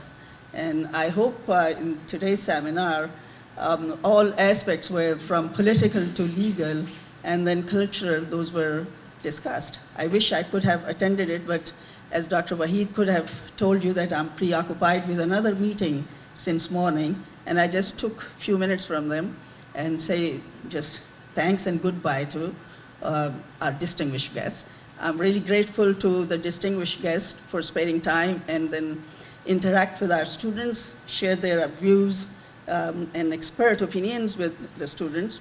Of course, we are trying hard these days to develop as well as flourish a culture of research in our university. But research, as somebody said here, that visions, they remain dreams if there's no action. And I always believe that we have to have some kind of applied research, okay, which really brings a change in community, a change in people's practical everyday lives. So whatever has been said today, I'm sure it has practical implications in your lives. And you have really taken a message from the seminar, what you can do as the future generation, okay?